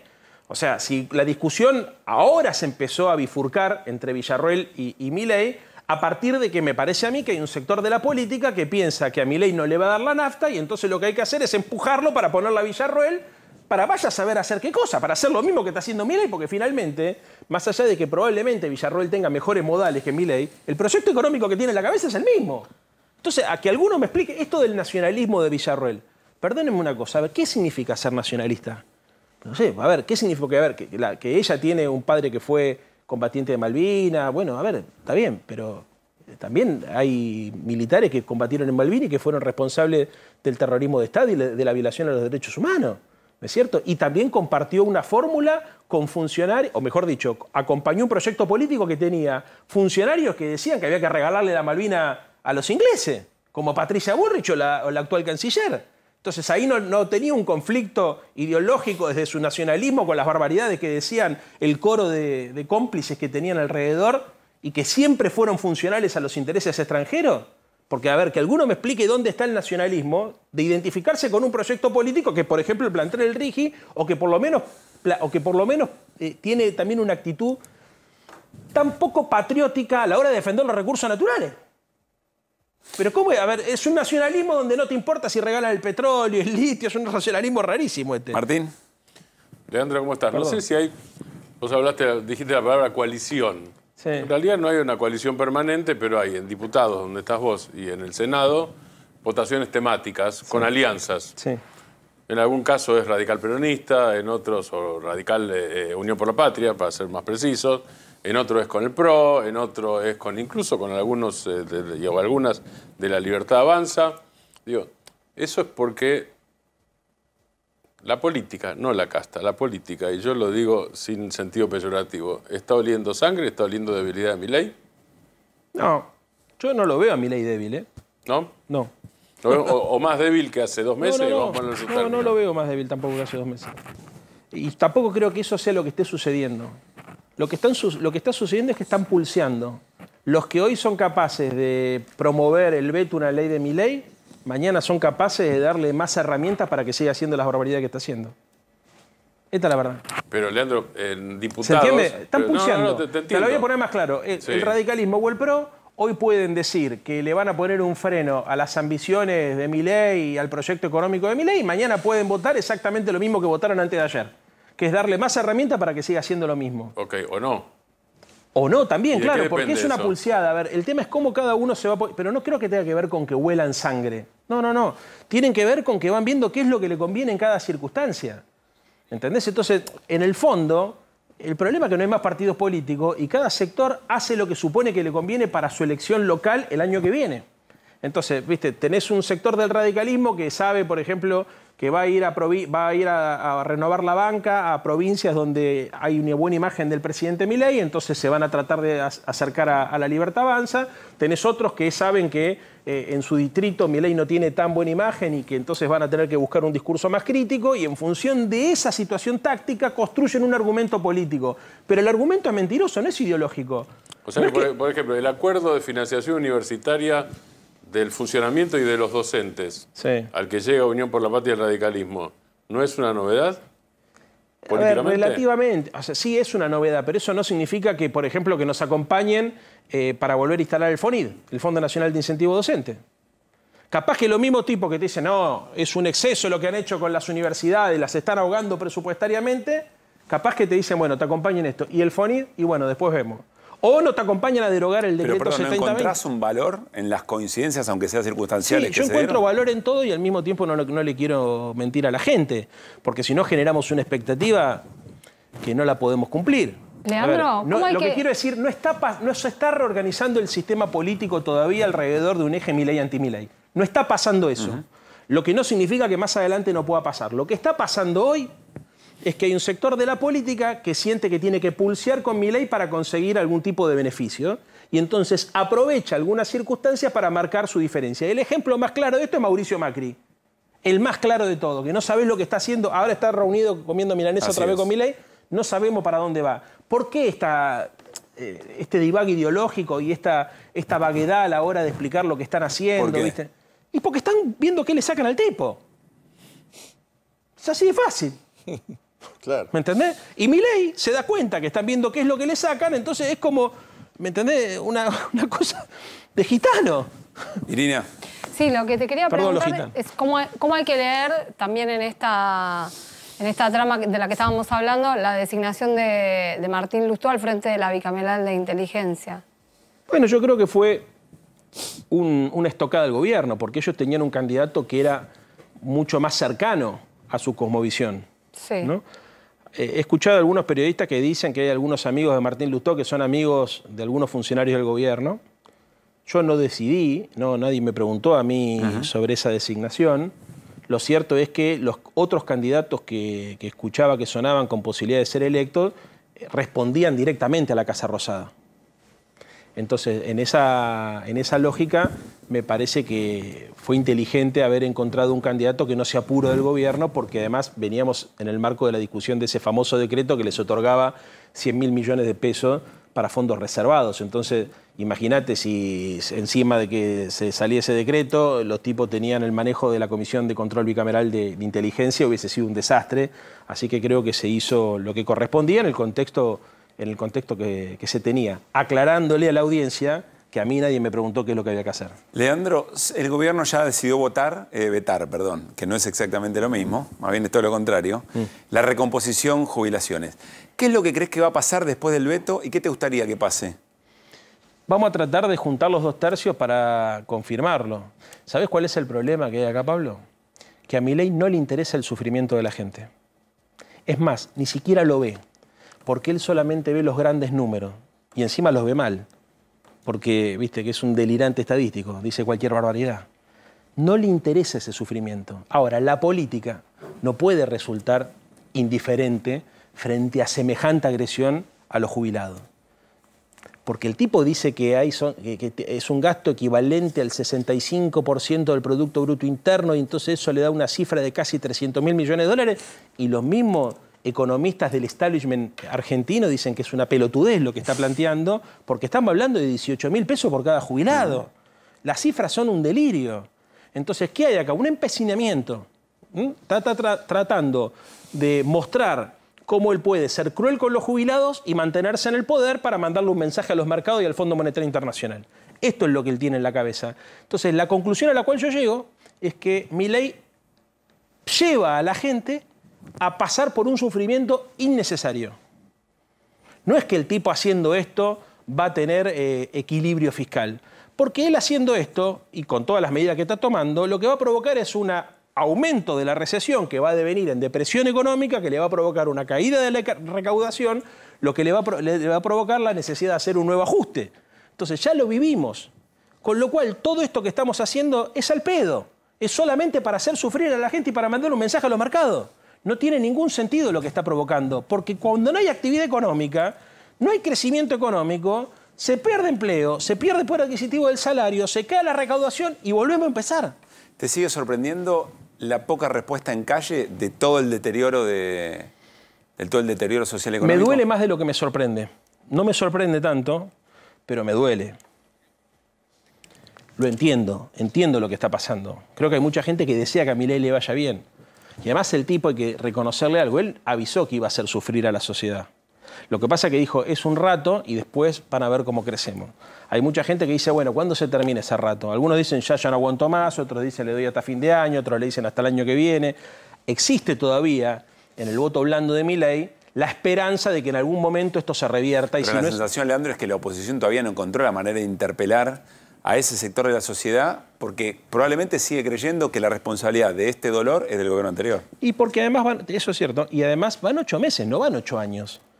Bueno, el deterioro es muy grande. Es muy grande, claro, pero estamos hablando de la esperanza de un sector de la sociedad que estaba cansada de lo que había y que depositó mucha confianza en este gobierno. Si vos mañana pones un kiosco en la esquina de tu casa y toda tu familia te dice, Pablo, no lo pongas ahí, que no pasa nada y vas a fundir, lo pones igual y resulta que el kiosco no vende, ¿viste? Vas a pensar 2 veces antes de bajar la persiana, porque además de encarar la frustración de tener que reconocer que te equivocaste, le vas a tener que explicar a tu mujer, a tus amigos y a tus hijos que en realidad eso que te decían tenían razón y que vos eras un empecinado que lo hiciste de igual.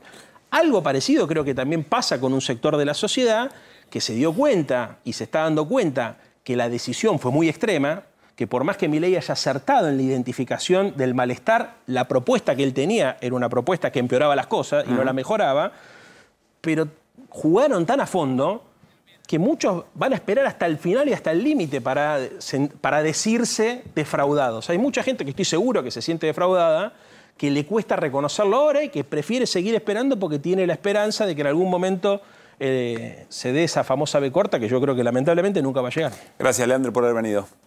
Leandro Santoro, nos vamos a ir a una breve tanda y a continuación vamos a hablar sobre algo muy importante en la ciudad de Buenos Aires en concreto, con el ministro de Infraestructura de la ciudad de Buenos Aires. ¿Por qué? Bueno, porque podría pasar el boleto de colectivos a 1.400 pesos a partir de la próxima semana en esa disputa entre las empresas de transporte automotor y el propio gobierno sobre si son tarifas o si son subsidios. Bueno, le agradecemos, por supuesto, la conexión a Pablo Breciartúa, ministro de Infraestructura de la Ciudad de Buenos Aires. Pablo, ¿cómo le va? Pablo Caruso, en QR y todo el equipo. Aquí en A24 saludamos. ¿Cómo está? Muy bien, muy bien. Muchas gracias, Pablo, por la comunicación. Gracias a usted. Bueno, queremos clarificar un poco en qué momento está la situación de lo que puede pasar con el boleto de colectivo. A ver, las empresas de transporte dicen, bueno, hasta septiembre aguantamos porque si no nos dan tarifa o no nos dan subsidio, no podemos poner los coches en la calle, habrá reducción de servicios, etcétera, etcétera. Es decir, empeorará el servicio. El gobierno nacional dice, bueno, que el subsidio lo ponga la Ciudad de Buenos Aires. Uno imagina que la Ciudad de Buenos Aires dice, bueno, pero que entonces me den la coparticipación. ¿En qué momento estamos? ¿Qué es lo que puede pasar la próxima semana, Pablo? Bueno, creo que lo importante es, para el gobierno de la ciudad, la prioridad número 1, fijada por Jorge Macri, que es el jefe de gobierno, es hacer todo lo posible para que el sistema de transporte en la ciudad funcione como debe ser y con costos que sean razonables para los usuarios. Y frente a esto, desde la ciudad manifestamos una preocupación importante de que la Nación haya anunciado que quiere dejar de subsidiar el sistema de transporte en la Ciudad de Buenos Aires. Lo que hemos recibido y también nos hemos reunido con la Nación es el mensaje de que desde el 1 de septiembre, es decir, en muy pocos días, quisieran dejar de subsidiar desde la Nación la línea de colectivo que operan en la ciudad. Hay que ser muy claro en esto, la ciudad está contribuyendo con fondos para que el boleto del colectivo sea más bajo y sea accesible a los ciudadanos, pero la ciudad no tiene jurisdicción sobre esas líneas. Las líneas de transporte en la Ciudad de Buenos Aires son jurisdicción del gobierno nacional. Entonces, no podemos así como está la situación actual, hacernos cargo de un subsidio sobre un sistema de transporte que no administramos. Lo que le hemos planteado al Gobierno de la Nación es, estamos en condiciones y estamos dispuestos a hacer dos cosas. Una, mantener el apoyo económico que hace la Ciudad de Buenos Aires al subsidio que hace la Nación. Y dos, trabajar de manera conjunta para lograr hacer esa transferencia de responsabilidad en la administración de la línea de colectivo, pero que es un trabajo que va a llevar meses. Ese es el trabajo que proponemos que hagamos en conjunto. ¿Hernán? Pablo, a ver si entendí. Si eventualmente hacen la transferencia, ¿ustedes pondrían el subsidio? ¿Se harían cargo del subsidio? Al día de hoy, la Ciudad de Buenos Aires no tiene absolutamente ninguna relación con las líneas de colectivo. Hay 31 líneas de colectivo que operan dentro de la Ciudad de Buenos Aires, pero la Ciudad de Buenos Aires no es autoridad de aplicación. Esto quiere decir que las regula el Gobierno Nacional define con las empresas la estructura de costo y define el subsidio que aporta el Gobierno Nacional a esas empresas. Del subsidio que le aporta el Gobierno Nacional, la ciudad ya está pagando el 55%, sin hacer este trabajo, sin interactuar con las empresas, ni sin ser autoridad de las líneas de colectivo de la Ciudad de Buenos Aires. La Ciudad de Buenos Aires está dispuesta a hacerse cargo cuando se transfieran esas capacidades. Para darles una idea, para poder transferir esas capacidades, como dice la Constitución Nacional, las jurisdicciones, en este caso la ciudad, tienen que aceptarlas. En el caso de la ciudad tiene que haber una aprobación en la legislatura de la ciudad, tiene que pasarse una ley, la ciudad no tiene ley de transporte, una ley de transporte en la ciudad, y tienen que crearse las capacidades en la ciudad para hacer el control, el seguimiento de esos contratos. Claro, y definir eso lleva tiempo, es decir, tiene que haber algún tipo de acuerdo previo para que la tarifa sea razonable y al mismo tiempo se dé el tiempo necesario para hacer esta transferencia. Pregunta, Pablo, porque 1 de septiembre es el domingo, es decir, ya la semana que viene estamos en septiembre. Si no cambia nada, ¿qué es lo que prevén ustedes en la Ciudad de Buenos Aires? ¿Puede ocurrir con el boleto o qué puede ocurrir con el servicio? El boleto hoy en grandes rasgos lo paga un tercio del usuario, un tercio de la Ciudad de Buenos Aires que le da esos fondos a la Nación para que los utilice y un tercio lo pone la Nación. De manera que si la Nación se retirase, el boleto colectivo podría incrementarse en 300 pesos más del valor actual, más o menos en ese orden. Duplicarse, básicamente.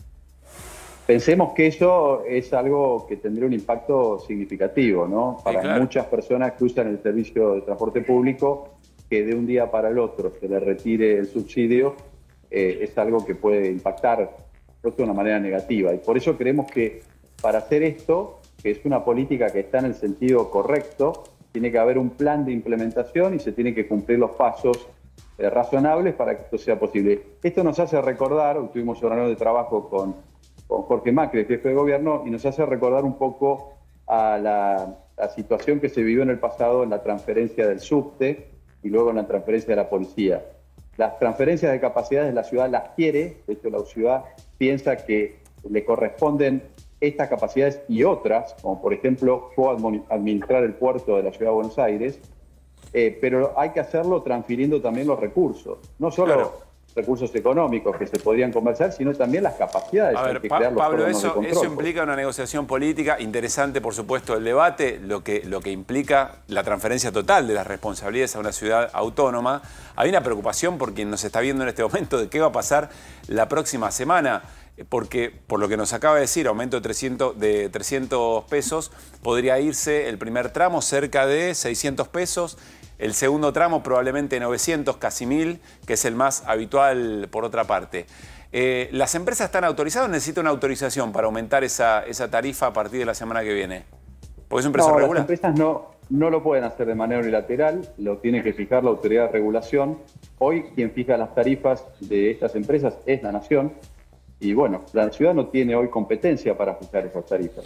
Entonces, veremos cómo la Nación primero qué decide finalmente hacer. ¿A esta hora hay alguna reunión? ¿A esta hora hay alguna reunión? ¿Hay algún contacto permanente? ¿Si en este momento hay una negociación o no hay contacto con el Gobierno Nacional? No, el contacto es bueno y es fluido con el Gobierno Nacional. En el día de ayer nos reunimos con el Secretario de Transporte de la Nación en excelentes términos y pusimos sobre la mesa este mismo razonamiento. Nosotros comprendemos la situación económica, el peso que tienen hoy los subsidios. Como dije antes, y es una definición del jefe de gobierno, lo primero acá es garantizar el servicio de transporte y con costos accesibles a los ciudadanos. Lo segundo es tener un plan de trabajo conjunto que estamos dispuestos a llevarlo adelante, pero que va a implicar hacer los pasos necesarios, institucionales, administrativos, para poder tomar y efectivamente transferir esas capacidades a la ciudad. Pablo, te pregunto sobre el costo del boleto más allá del subsidio. Las empresas hablan de 1.200, 1.300 pesos. ¿Ese efectivamente es el valor que ustedes manejan?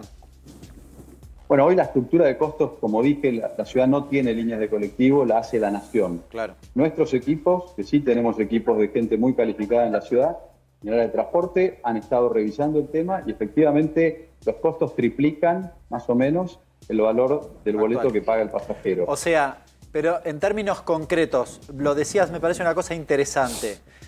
El subsidio, la parte del subsidio que la ciudad ya pone, el 55%, eso queda, con lo cual a 1.200 no va a ir, a lo sumo irá a 900, no. 700, 800, 900. Eso queda. La ciudad, la decisión, incluso en este contexto, que es un contexto de desafíos económicos, como todos sabemos, la decisión del gobierno de la ciudad es seguir aportando lo que aporta todos los meses, que es el 55% del subsidio, a pesar de que no tiene la responsabilidad, de que no fija los costos ni los subsidios que se le pagan a las empresas y que no negocia ni regula a las empresas. La Ciudad de Buenos Aires ni siquiera tiene hoy la responsabilidad de cambiar la traza, es decir, el recorrido de las líneas de colectivo. A ver, pregunta que quizá en esto que nos está diciendo y que insiste respecto a la responsabilidad está implícito, pero después hay que ver qué es la ciudadanía. Si esta situación sigue de esta manera y las tarifas van a 900 pesos la que habitualmente se toma, o eventualmente los servicios se reducen y es un muy mal servicio el del transporte en la Ciudad de Buenos Aires porque no hay una definición. ¿Quién cree que va a pagar el costo político de esto? ¿Nación o ciudad, Pablo? Bueno, no, yo creo que la ciudadanía tiene la capacidad de comprender lo que está pasando. Lo que está pasando es el gobierno enfrenta sin dudas una crisis macroeconómica, sin dudas tiene una responsabilidad de llevar adelante políticas que solucionen el déficit y que sean equitativas, pero eso hay que hacerlo siguiendo los pasos que determina para empezar la Constitución Nacional y logrando transferir esas capacidades y no hacerlo, creo yo. No, se lo pregunto porque usted mismo nos decía, Pablo, que tiene que ser razonable la tarifa. Por eso recojo, más allá de la crisis, más allá del debate sobre los subsidios, usted mencionaba que la tarifa es razonable para un bolsillo que está muy, pero muy castigado, digamos, ¿no? Por eso pregunto un costo político. El sistema de transporte del área metropolitana, años atrás, ha sido un sistema de transporte de excelentes prestaciones y lo que ha sucedido en los últimos años es que hemos transformado eso en un sistema de subsidio a la oferta, es decir, se subsidiaban los viajes de los colectivos independientemente de la cantidad de pasajeros. La Ciudad de Buenos Aires, de nuestro lado, lo que vemos es que si recibiéramos las capacidades, y esto quiero destacar que por decisión del jefe de gobierno, el aporte que hace hoy la ciudad se lo hace a la nación para que la nación administre el sistema, lo seguirá haciendo, tiene la decisión política de hacerlo, pero si recibiéramos las capacidades, creemos que lo correcto es hacer subsidio a la demanda. Es decir, el boleto debería no ser a la un boleto empresa, sino de alguna manera que le llegue al usuario. Sí, Hernán, la última. Una cuestión importante, porque vos mencionabas recién que, bueno, la ciudad no maneja, pero igual hace un aporte. Corregime, pero hace algunos años atrás, ustedes, la Ciudad de Buenos Aires, hacía todo el aporte, todo lo que la nación le está reclamando hoy, y se cortó por la discusión de la coparticipación. ¿Eso no está afectando la discusión hoy? Bueno, hay una discusión global de relación entre los gobiernos, entre la nación y la ciudad. Eso es indiscutible. Yo mencioné también otras autonomías que, a diferencia de otras provincias, la ciudad no ha recibido y la verdad que se debería completar esas autonomías y debería recibirlas la ciudad.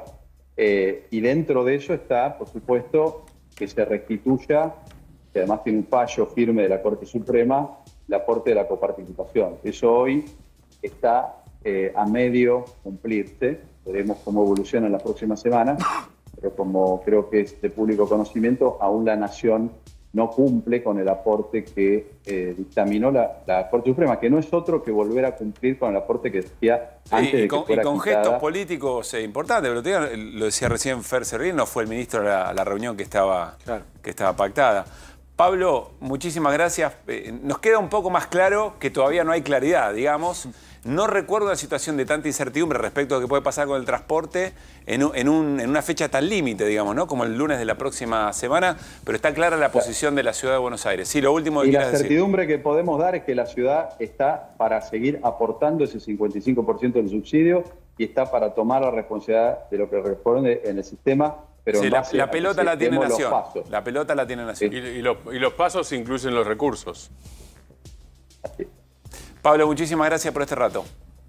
Gracias a ustedes. Bueno, insisto, no recuerdo una situación de tanta incertidumbre con una fecha tan límite. Claro. Por supuesto, a veces una medida de fuerza de un gremio, de las propias empresas cuando hacen un locao patronal, pidiendo más subsidio. Pero una disputa entre ciudad, nación y que las empresas digan, che, arréglense, pero yo el lunes corto acá. Yo el lunes corto. Se reducirán los servicios nocturnos, habrá menos línea de colectivo, entra reparación, no las podemos arreglar, así que sacaremos no solamente el nocturno, sino antes una degradación de... Además le va a pasar si te que- cortan la comida, como también te puede cortar el pasaje. Pero además le Es va a lo mismo. pasar una cosa. Está en la que misma línea. no pueden aumentar la tarifa. Y si eventualmente aumentasen la tarifa, pasa lo que mencionábamos antes. El boleto para esas líneas va a ser más caro que el que cruza la General Paz. O sea, ¿te va a No tiene convenir sentido. tomarte, hacer un recorrido más largo para pagar menos? Sí, Además, o tomarte perdón. uno que vaya a la provincia, pero que te deje cerca Perdón. del lugar que vas a Además, estar. hay una reflexión, ¿no? Que realmente... Lo decía Fer, perdón, Fer, ¿te acordás cuando decías vos, pero qué vamos a estar eligiendo? Pero ojo, perdón. ¿Qué colectivo para que me salga más Hoy- barato y más No, pero barato? además otra además cosa... de todo- Sí. Bueno, dale, No, Dale, Fer. no, Después esto aporto la solo, información. que realmente, por ejemplo, si tuviera que votarse algo de esto, ¿qué va a hacer el PRO, por ejemplo? Porque la SUBE ahora la quieren, no sé, directamente dicen que la van a anular, no sé, se va a pagar de otra No, manera. se sostiene, se puede pagar de otra manera, pero se bueno, sostiene por por eso. PRO. No, pero decían, bueno, pero que el sistema en el 2018 se inventó, creo que fue Dietrich el que inventó esto de que el segundo pasaje esto, el tercero te descontaban tanto y te iban haciendo. Fue en el 2018 en plena crisis. Sí. Entonces, la crisis hoy es 20 veces peor que en el 2018. Entonces, ¿cómo van a justificar ahora Claro. sacarlo?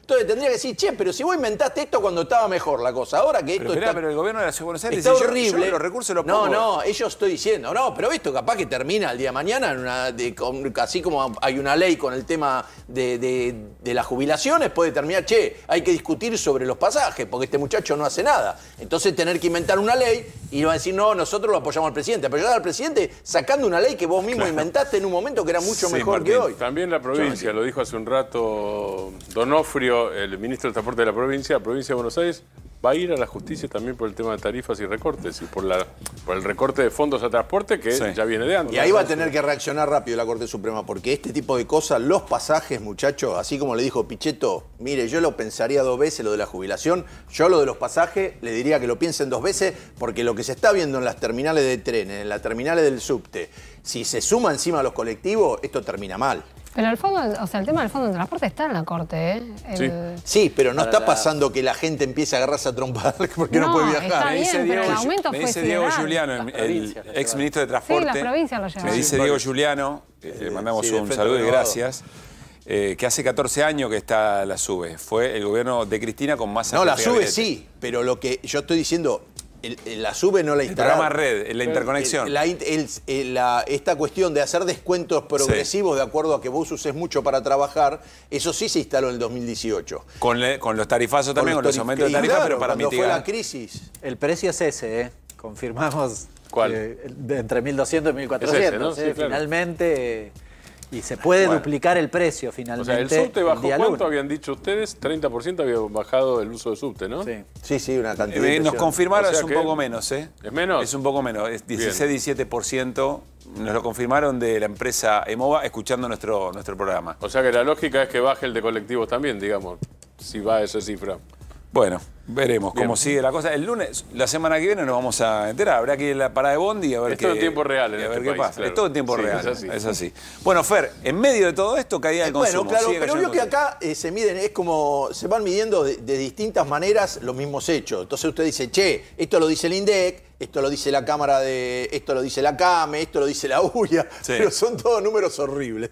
Entonces uno va comprobando por distintos lados que nadie miente, que uno puede estar un poquito más esperanzado. Por ejemplo, hay algunos medios que han vendido esto que vamos a mostrar ahora, el indicador de consumo que hace la Cámara Argentina de Comercio y Servicios, como que es algo esperanzador. ¿Por qué? Porque en vez de hacer hincapié en el 5,6 interanual y el 6,2 acumulado del periodo hasta julio, de enero a julio, hacen hincapié en que levantó 1,8 respecto al mes anterior.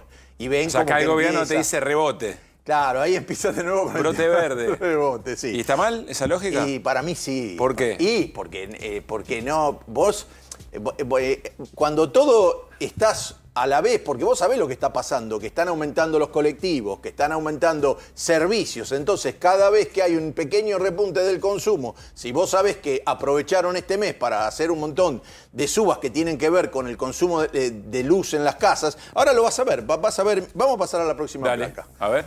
Bueno, a ver qué tenemos. Una que viene con el dinero, mire esto. Esto que está viendo ahí, si quieren lo pueden poner un poquito más grande, es el indicador de consumo versus ingresos disponibles de los hogares. ¿Cuál es la línea de arriba? Me imagino, la de arriba, la negra, es el del consumo. Y el de abajo es, mire, fíjese qué raro, la única vez que el ingreso de los hogares sube es como en etapas de la pandemia, porque además la gente ahí no podía ni gastar, porque no podía ni salir de la casa. Sí, lo que se ve es que hay un linkeo, ¿no? Se comportan parecido. Perdón, me explican un poquito mejor. Bueno, entiendo. Bueno, esto, la línea de arriba es el indicador de consumo. Ahí tenés los años, 2019 cómo cae, después tenés la pandemia que hace la B, ves que hace la caída. Están los grises. En el 2020, después empieza a rebotar fuerte. Ahí en 2021, que es la otra etapa. Los grises son las dos etapas en que la gente tuvo que quedarse en la casa. Son las etapas que se bajó el consumo por una cuestión de que el tema de la pandemia no se podía salir. O sea, estamos en una caída muy parecida a la de la hubo un rebote pandemia, importante. Miren qué bien que estábamos con... Vio que acá, esto es como esas mujeres que uno dice, che, me peleé con aquella, íbamos mal, pero agarré esta y la verdad que no era tan mala, ¿ve? Ahí en el 2022 hubo un pico interesante. En materia de ingresos sí, peor, en materia de consumo no. Pero si vos mirás la última parte de la curva, lo que me parece interesante es que hay correlación entre consumo e ingreso. Parece una obviedad, pero está bueno verlo así.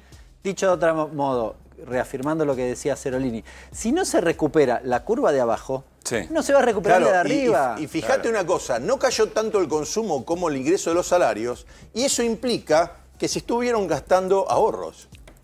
Porque si no lo... ¿Estamos de acuerdo? Sos bueno, Fer, en eso, Sos bueno de verdad. Claro, porque si no, ¿dónde salió eso? Ahí está eso que escupan dólares que dice Caputo, ahí está. El ministro de Economía, Luis Caputo, esto dice, y tilda la casilla, dice. Claro.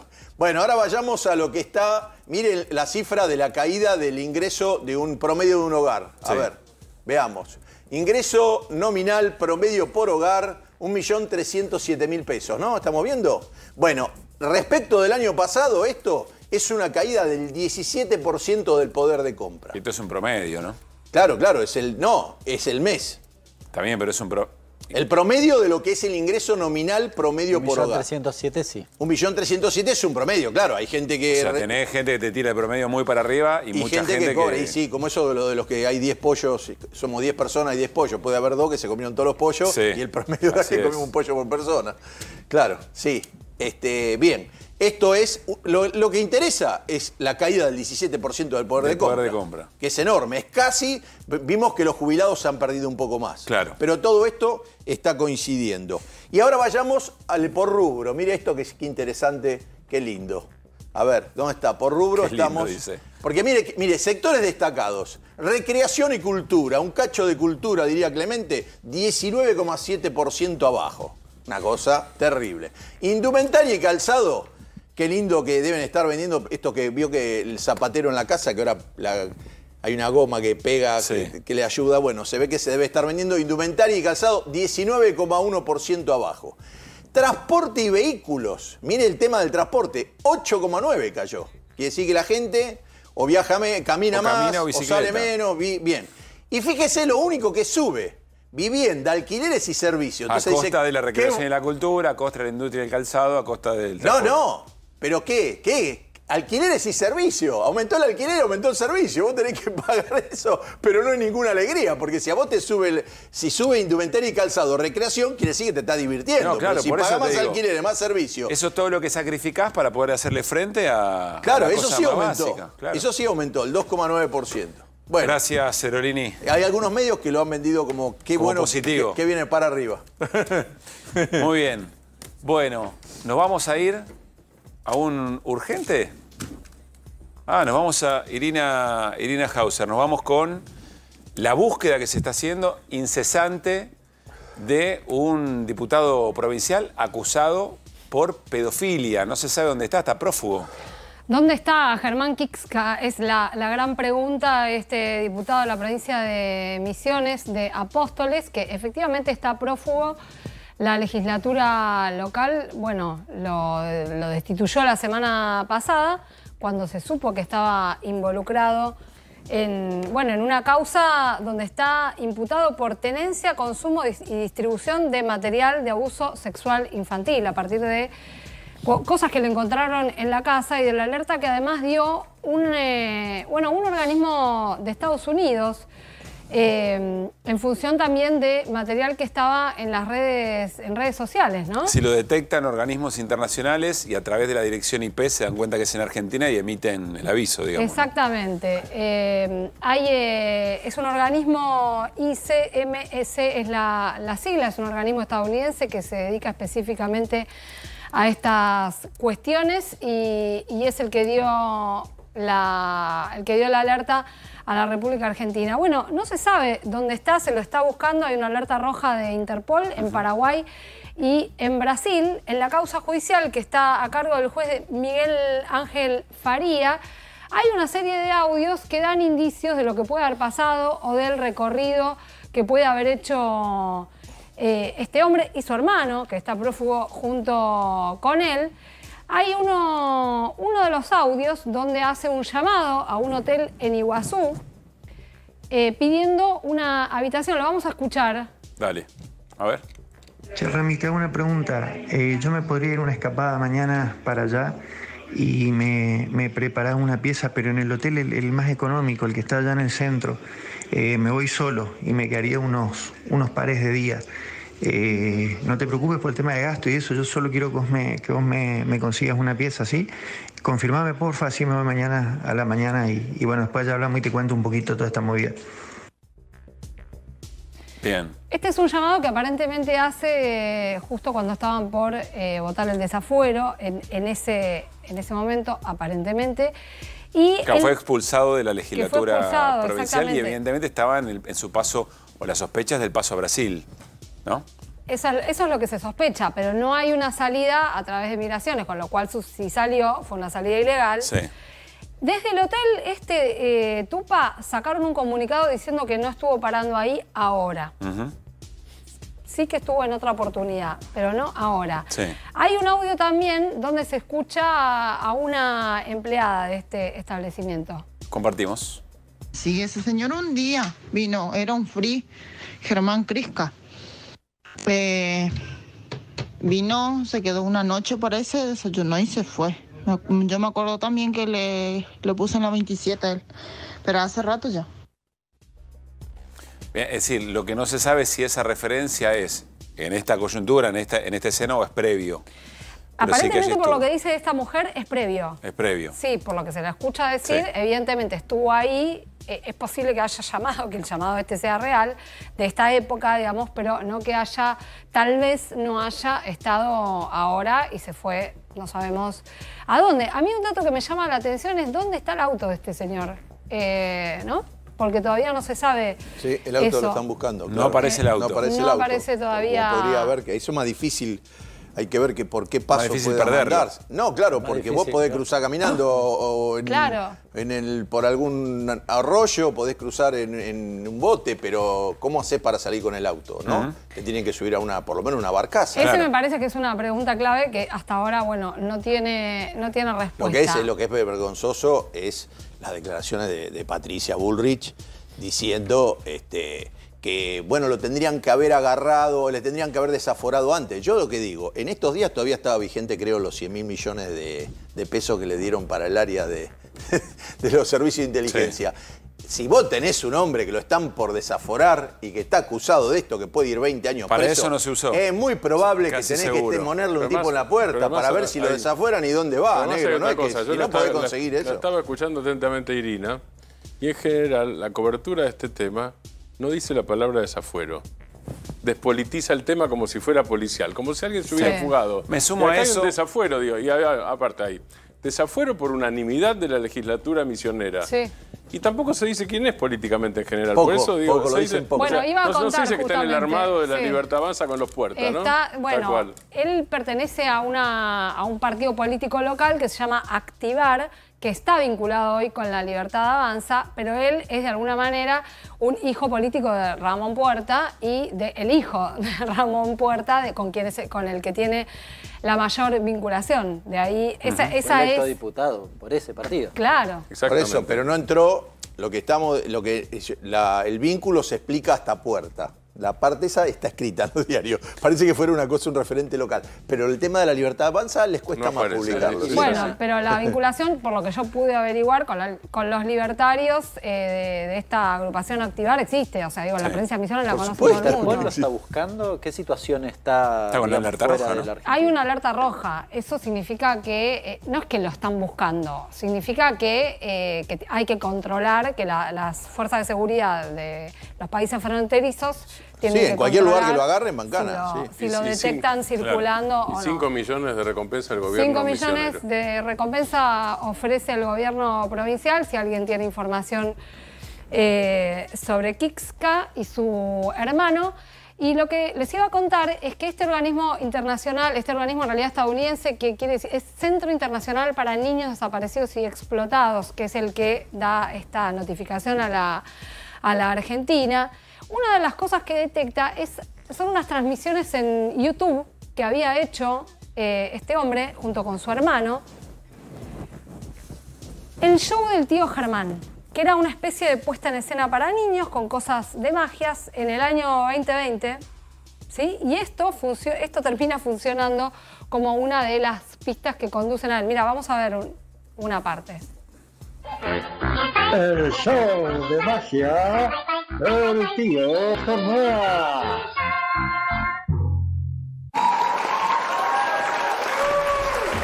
Hola, Delphi, Mauti, ¿cómo andan? Buen fin de semana. Nada, estamos en una nueva edición del programa del show del tío Germán. Hoy tenemos un programón, así, con 3 palabras le digo, programón. Por un lado tenemos al invitado al tío Sebastián, que me enteré que va a hacer un experimento increíble que no van a poder creer. Así que yo igual ahora tengo que hacerle aparecer al tío Sebastián, que se acostó tarde anoche. Así que esperemos que esté con todas las pilas para que el experimento le salga bien. Y en la segunda parte del programa, algo que ustedes no van a poder creer. Vamos a tener acá, en el estudio, en vivo, cantando una canción para ustedes, a los Minions. Pero no disfraces ni nada. Acá, sobre la mesa, los Minions le van a cantar una canción para ustedes. Y llegó el momento de hacerle venir al tío Seba para que nos presente su experimento. ¿Seba está durmiendo o está? ¿Durmiendo hasta ahora? Sí. Nada, no creo. Bueno, vamos a ver qué pasa. Vamos a hacerle venir al tío Seba. Y nada, creo que esté durmiendo, ya es tarde. Así que bueno.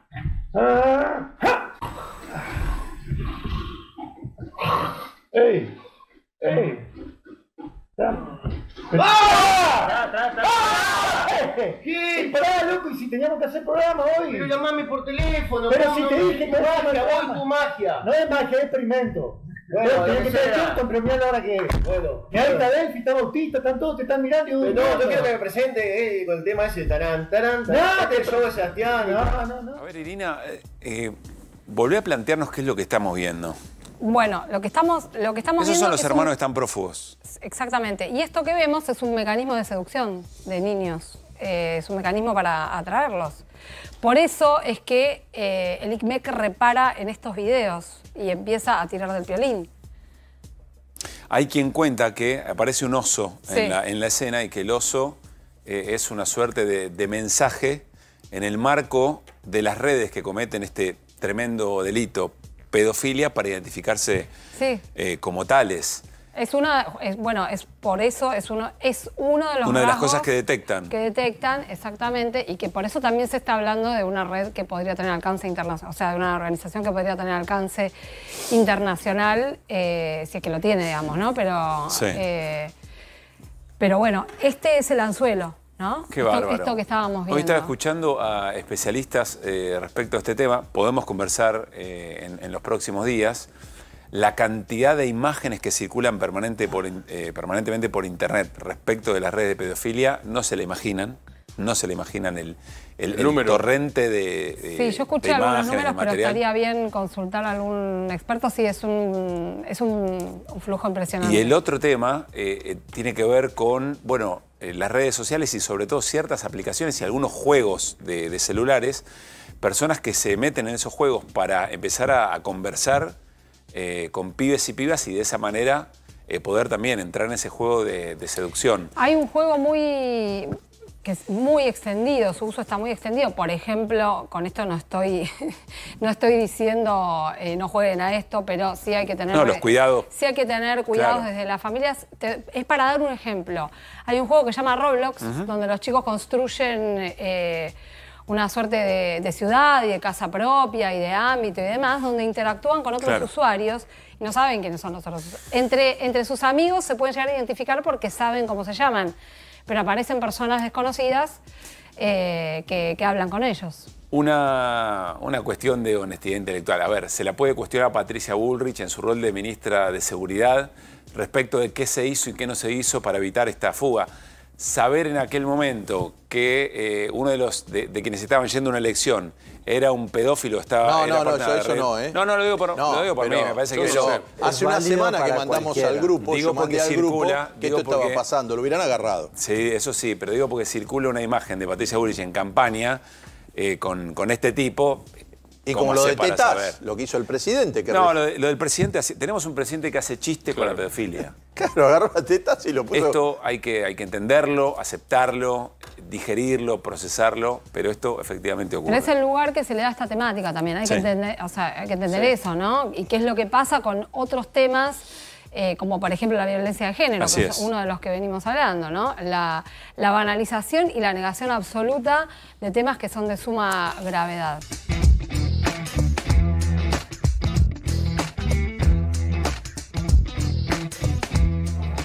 Último bloque de QR, pero con mucho para compartir todavía. Vean un tramo, el tráiler, el adelanto de lo que va a ser la serie en la plataforma X de la vida política, el recorrido político de Javier Milei durante la campaña y en estos años o en estos meses, pero parecen años, en estos meses de gobierno. Miren. Ha hecho su ingreso el señor presidente electo de la Nación, doctor Javier Milei. Yo dije que no venía a guiar corderos, dije que venía a despertar leones. Javier, bueno, yo soy Javier Milei y no seré famoso como economista, pero sí como rockstar. Cuando yo empecé a hablar en televisión, ser liberal era mala palabra. No, para liberal economista. Para. El flaco entra en 2,5 puntos y lo lleva a 7. Vos sos gorila. Todo lo gorila que quieras. Pero ¿sabés cuál es el tema? Vos no podés bancarte los datos. Ustedes que iba a dar la batalla en el barro y que íbamos a empezar a lustrar los zapatos para sacarlos a patadas en el culo. Y este Javier Milei, además de un desequilibrado emocional, un salto al vacío, puede poner en riesgo la democracia. Bueno, apenas un tramo. Pueden ver, por supuesto, el tráiler entero. Interesante pieza audiovisual. La realización es de Santiago Oría. Nos preguntamos en producción ¿a qué momento de su propia y corta vida política quiere volver Javier Milei? Evidentemente a esta en la que cautivaba a las masas, que su discurso generó un impacto muy pero muy fuerte, a tal punto que con poco recorrido, nulo recorrido político, se convierte primero en diputado y luego en presidente de la nación. ¿Por qué? Porque en este momento probablemente el deterioro de la vida cotidiana empieza a generar, lo dicen los y las consultoras, ¿no? Que hay por lo menos hay un ablandamiento de ese núcleo duro, está empezando a dudar, che, la cosa no iba tanto como se decía. Bueno, puede ser un factor. Miren el final, presten la atención al final, a cómo cierra este adelanto. Javier, hasta acá llega. Estás haciendo la campaña sucia más grande de la historia de la humanidad. ¡Zurdos, hijos de puta, tiemblen! ¡La libertad avanza! ¡Viva la libertad, carajo! Miren No sé si les suena, pero a los y las fanáticas de Marvel y de los superhéroes hay una estética muy parecida. No sé si se puede rebobinar un cachitito. Rebobinar, dijo el tipo y tiró el documento arriba de la mesa. No sé si se puede retroceder un poquito para volver a ver ese tramo. Pero muy Marvel todo, muy superhéroes todo, ¿no? Mirá. Claro, tipo cómic, pero con ese sello en particular, ¿no? Recordamos en la producción, en el arranque de nuestro ciclo, una de las portadas, espejito, espejito, jugábamos esta idea. Que nos decían, che, están exagerando un poco, se van de mambo. Bueno, capaz que no tanto, ¿no? Observando el modo en que se ve a sí mismo el presidente Javier Milei y cómo se va construyendo esa imagen de superhéroe en esto que acabamos de compartir. Voy a la mesa a trabajar con el equipo, dale. La segunda parte dicen que es cine catástrofe. Acá va Marvel y la segunda es cine catástrofe. Bueno, siempre hay un poco, Sí, un poco y un poco, ¿no? Pero bueno, interesante para ver cómo se va construyendo la narrativa del gobierno, de lo que va el gobierno de Javier Milei. Martín, ¿qué es lo que está pasando? ¿Qué dice este contrapunto entre la expresidenta Cristina Fernández de Kirchner y el senador Mayans alrededor de la discusión política del peronismo? En realidad hay una mezcla de rumores, hipótesis e informaciones. Vamos a mezclar un poco las tres, pero con el mayor rigor posible. Y además hay una línea de tiempo. Mayans hace un jueguito en algún momento con la vicepresidenta, con Victoria Villarruel, de complicidad, sonrisa, etcétera, etcétera. Jamoncito, gracias, un amigo, exactamente. Tenemos que acercarnos más. Hasta jamoncito estaba bien, ya tenemos que hablar más, ¿no? Él dice jamoncito, como dijo la vicepresidenta, que es quien habló de jamoncito, porque Milei en algún momento había quedado entre ella y Karina Milei, eso le recuerda a Mayans. Con mirada cómplice, en ese momento Villarruel dice, senador Mayans, un amigo, Que recoge el guante. Recoge el guante y podría no haber dicho nada. Claro, exactamente. Ahí terminaba. En tono simpático. Mayans le agrega, tenemos que profundizar la relación. Tenemos que profundizar la relación, exactamente. Ahí se la amistad, creo que es. Sí. ¿No? Sí. Después hay algunos reportajes de Mayans donde habla que en realidad, dice Mayans, la vicepresidenta no tiene la misma ideología, antes lo analizaba Leandro Santoro, no tiene la misma ideología que Javier Milei, dice. Sí, eso lo distancia. Lo distancia. Lo distancia y los diferencia. Cuando le preguntás a alguno de los formoseños, te dicen, bueno, en realidad lo quiso, o sea, te lo presentan como maniobra táctica, dice. No es que exactamente piense eso. Los quiso distanciar. Lo que quiere hacer es fracturarlos. O sea, maniobra táctica. Yo estoy citando, no estoy diciendo lo que yo opino. Porque no tengo conclusión, voy a ser muy claro en esto. Yo no tengo conclusión al respecto. Esa es una parte. La segunda parte es Mayans versus Cristina o Cristina versus Mayans. Bueno, porque Cristina, el tuit que ayer comentábamos, perdón, el posteo que ayer comentábamos, quienes tienen que realizarse una pericia psicológica, los que creen que Victoria Villarruel es peronista. Y hoy contestó José Mayans, el senador, de esta manera. Y porque tuvimos errores. Si nosotros, yo sé que la ropa sucia se lava en casa. Cuando hagan una mesa, ¿verdad?, de autocrítica, bueno, también hay que ver quiénes son los... Yo no tengo nada contra Alberto, pero a Alberto le pusieron de presidente del partido y se fueron y él se manifestaba socialdemócrata. ¿Verdad? Y ¿qué hacemos con los que le pusieron a Alberto de presidente del partido? ¿Le mandamos también al psiquiátrico o qué hacemos? Le estás hablando a Cristina. No sé quién le puso, pero... Cristina. Cristina lo dijo. Un grupo de gente, ¿verdad? Un grupo de gente que dijo que Alberto tenía que ser presidente del partido. Bueno, la expresidenta, a través de un posteo de Mayra Mendoza, contesta a esto que dijo Mayans. Este es el anterior, ¿no? Pericia psiquiátrica, le vamos a pedir a los que dicen que Villarruel es peronista. Luego viene la respuesta de Mayans. Bueno, pero ¿quién lo puso como presidente del partido? No dice como presidente. Y lo dice dos veces la palabra partido para que no queden dudas, ¿no? Claro. Para que no quede solo presidente, porque ahí quedaba equívoco.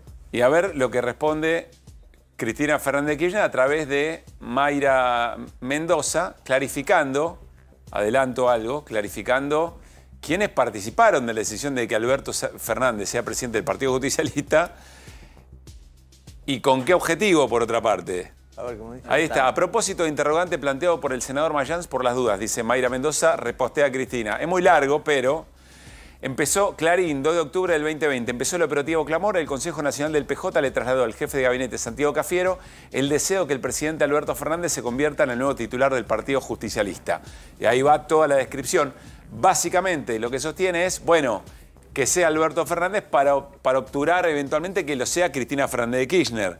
en el liderazgo del Partido Justicialista. Y esto es lo que responde Cristina Fernández de Kirchner. Dice, bueno, acá están, estos son los que lo propusieron, yo no. Por eso, lo que estaba diciendo es que son muchos dirigentes los que lo propusieron. Sí, no... Me parece que además habla del No, está bien eso, que no es por Cristina, ¿entendés?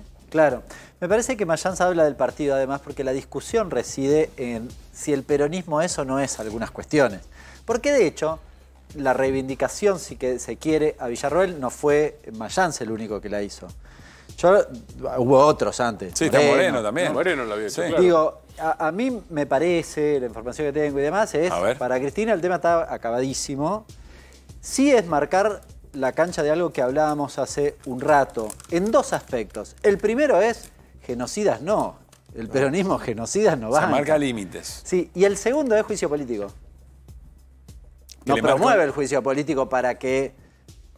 porque Mayans había sugerido eso. No, el que había sugerido de alguna manera Moreno. Estaba diciendo... Mayans también. Mayans también, sí. Bueno, sí, pero dijo, Moreno no también. No es el momento, qué sé yo, pero coqueteó con la cuestión del juicio político. Son las dos cuestiones que Cristina está diciendo, el peronismo no es eso, ni es genocida, ni le tira a matar a un presidente para que asuma la vice. A ver, Martín. Agrego algo que es complementario, para nada contradictorio con lo que decían los demás, que es que hay una posición histórica de Cristina y también de Néstor. Nunca se preocuparon especialmente por el Partido Justicialista. En realidad uno podría decir que esa posición histórica es del propio Perón, que decía que lo que importaba era el movimiento y no el Partido Justicialista, que era solo un instrumento electoral. Y en eso, tanto Cristina como Néstor, salvo en algunos momentos... momentos en los que sí se le dio importancia. Exactamente, por eso digo, salvo en algunos momentos, pero digamos, de manera permanente, estructural y profunda, no se preocuparon por el Partido Justicialista. Digo, lo que pasa es que hay una cosa... Están los límites, hay los límites que describía Hernán recién. Hay un juego de poder porque se están ya, no armando las listas porque no se están armando las listas, pero en algún momento empezará el armado de listas. Del peronismo donde está. En algún momento empezará el armado de listas para el año que viene. Y está el tironeo con el gobierno y quién lidera el tironeo con el gobierno. Partiendo de la base de que además, hasta hace muy poquitito, la relación Mayans-Cristina era excelente, porque además Cristina fue vicepresidenta, es decir, presidenta del Senado. Quizá lo sigue siendo para acá se marca postura. Hoy yo lo escuché y levanta todos, como peronistas, dice los gobiernos peronistas que yo, y levanta hasta el 2015. Él levanta todo el proceso de Cristina. Cristina la pone como es. Llegó la semana del descanso y vos podés despertar con energía en un Belmo. 7 días de descuentos únicos, hasta 60% de descuento pagando en 18 cuotas sin interés. Además, hasta el 1 de septiembre, domingo, los envíos son gratis. Apurate, la semana del descanso es por tiempo limitado. Ingresá en belmo.com.ar o visita alguno de los locales para comenzar a soñar. Con energía voy a despertar. Duermo mejor con Belmo. Belmo, Belmo, Belmo es el colchón ideal. Duermo mejor con Belmo. Belmo, Belmo, con Belmo sueño espectacular. Bueno, vamos a cerrar antes de que llegue Babi Echecopar con Basta Babi, continuidad de A24. Ayer dijimos todo roto y hablamos de una serie de situaciones en las que podríamos caracterizar de esa manera. Momentos dentro de los partidos políticos, la situación económica en distintos puntos del país, la actividad económica, el consumo, todo roto. Ahora, aquí tenemos un ejemplo muy claro de que cuando la violencia es una manera de acumular política, es un mensaje en sí mismo, eso sí que derrama, Hernán, ¿eh? Eso sí que derrama. Observemos esta situación en un barrio cerrado en la provincia de Buenos Aires. Lo compartimos, dale. Golpean en mi casa. Bueno, pero a mí también me han golpeado acá la puerta 800 veces. ¿Qué carajo me importa a mí? Ubicate vos con la gente que tenés acá adentro, de tu casa. Vos tenés p***os adentro de tu casa, hacete cargo. No hay un problema acá, ¿eh? ¿Dónde salieron ustedes, pedazos de p***os? Venían a golpear la puerta de mi casa a esta hora.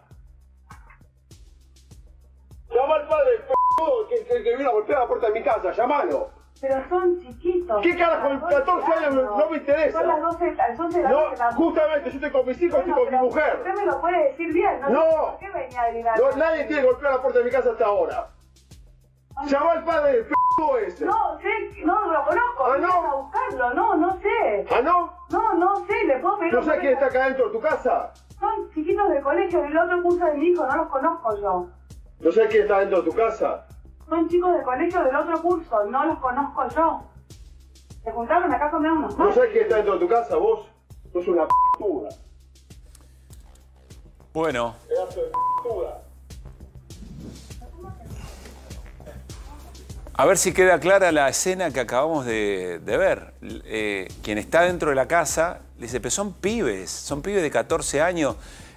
¿Qué es lo que se pudo reconstruir? Estaban jugando al rinraje. Y le golpearon la puerta a uno de los vecinos que en un barrio privado, con todos los recursos sabidos y por haber, seguramente no le faltó educación. O por lo menos cierto tipo de educación. A quien porta la escopeta va a la casa donde identifica que entraron los pibes y dice, y amenaza una escopeta, le dice de todo a la madre de uno de los pibes. Y esta es la escena. Estaban los vigiladores privados observando. Sí, que estaban asustados de hacer. Ahora, el hombre llevaba, si lo ves, tiene un revólver aparte. Tiene un revólver, además no lo vi. No, que está detenido. Lo detuvieron. Sí. Uno era un Mauser, que le encontraron en la casa. Dos escopetas. Ahí tiene en la cintura, sí, no lo había visto eso. Ahora, pidió ya la liberación este muchacho. Que en otro lado lo pone en la cara abierta, ¿no? Porque la verdad que se haga cargo de lo que hace. A cara descubierta, digo. Bueno, sí. Lo detuvieron y pide la liberación. Porque le dicen el loco de la escopeta por este hecho y parece que es un medio sacado el hombre. Pero ahora el juez lo va a liberar. Lo que no aparece en la casa, le encontraron 15 balas para estas armas que parece son bastante potentes. Lo que no le encontraron es el revólver. Yo digo, si vos pedís que yo te libere, primero traerme todas las armas que tenés. Dame lo que tenés, una 9 milímetros era. Vivimos en un país donde la ministra de Seguridad alienta el uso de armas. O sea, no sé de qué nos sorprendemos, ¿no? Digo, quien quiere usar armas puede usar armas. Quien quiere ir armado puede ir armado. Contra rinraje, digo. Primero, felicitaciones a los pibes primero. ¿Cómo? Porque felicitaciones, o ninguno de ustedes hizo rinraje alguna vez. No los agarraron. No los agarraron. Primero felicitaciones a los pibes. Y después, por suerte, para ponernos serios, por suerte no los agarró porque tipo con revólver y escopeta. Pero además, ¿cómo vivís en un barrio? Cosa. Porque digo, si fuera afuera, una casa en un barrio abierto, sería una locura, pero el tipo podría decir, no, me asusté, era tarde, me tocaron el timbre. Ahora, resulta que es en un barrio privado, vos vivís enfrente de este tipo. Es un barrio privado. Me parece que el dato ilustrativo es la descontextualización del hecho, es decir, el tipo con una escopeta para pibes que hacen rinraje. ¿Sí? ¿Qué hace un pibe? No, él sabía que eran rinraje. Cuando está con amigos. Claro. Es lo más sano que hay hacer rinraje. Claro. Yo la verdad pero yo insisto, o sea, este hombre se debe sentir absolutamente legitimado para salir con un arma. Yo creo que este es el punto, lo que menciona Irina. Cuando la violencia es parte de lo cotidiano, tiene efectos concretos. Esto no terminó en tragedia, pero de casualidad. No, tal cual. Me quedo con esta idea y con la idea de que todo está muy roto. Lo charlamos con Babi ayer. Lo charlamos en esa pequeña charla que solemos tener con Babi cuando termina QR, cuando arranca Basta Babi, la sensación de que un montón de cosas están muy rotas y tenemos que tratar de trabajar mucho para recomponerlas. Nos vamos de la manera en que llegamos con las voces del día. Quédense con Babi Echecopar y nosotros mañana a las 9 de la noche seguimos haciendo QR. Chau.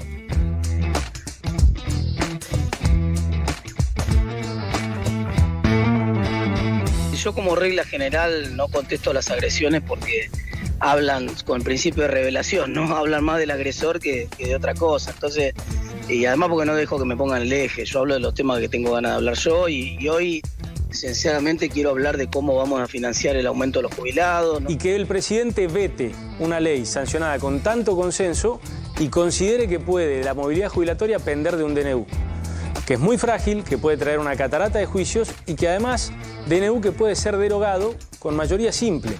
No es la agenda de la vicepresidenta. Por más que ella nunca haya desconocido o no se haya manifestado en estas últimas semanas, la agenda de la vicepresidenta siempre fue abogar, reconocer por las víctimas del terrorismo. Pero a mí me dicen todos los días, ¿cómo hacen? ¿Por qué hacen populismo, clientelismo? ¿Dan descuento en todos lados? ¿Cómo hacen? Y bueno, yo digo que hacemos lo mismo que el banco privado. Las ganancias que genera el Banco Provincia se las devuelve a su dueño, el pueblo de la provincia. Los soldaditos de Caputo, las ovejitas de Caputo, les bajan fondos para que tuiteen lo que quieren que se instale, porque no entendieron absolutamente nada de lo que es el liberalismo. De la mano de cierto desdén hacia nuestro trabajo anda flotando la idea descabellada para mí de que la cultura en general no merece ni necesita incentivos y aportes económicos y estructurales. No hace falta recordar que nuestra actividad genera miles de puestos de trabajo. Y la verdad es que iba a sufrir solo la casta, no fue así. Y me parece que eso está bien, que merezca una explicación, y tampoco es que nadie le está exigiendo que solucione los problemas de un día para el otro. Pero si hay algo que no debe retirarse del Estado, pues muchas cosas, es del campo de reflexión y de inversión en el campo de las ciencias y del arte. Yo creo que la base de una sociedad, la base de una comunidad está en su capacidad creativa. Cuando hagan una mesa, ¿verdad?, de autocrítica, bueno, también hay que ver quiénes son los... Yo no tengo nada contra Alberto, pero Alberto le pusieron de presidente del partido y él se manifestaba socialdemócrata. ¿Qué hacemos con los que le pusieron a Alberto de presidente del partido? ¿Le mandamos también al psiquiátrico o qué hacemos?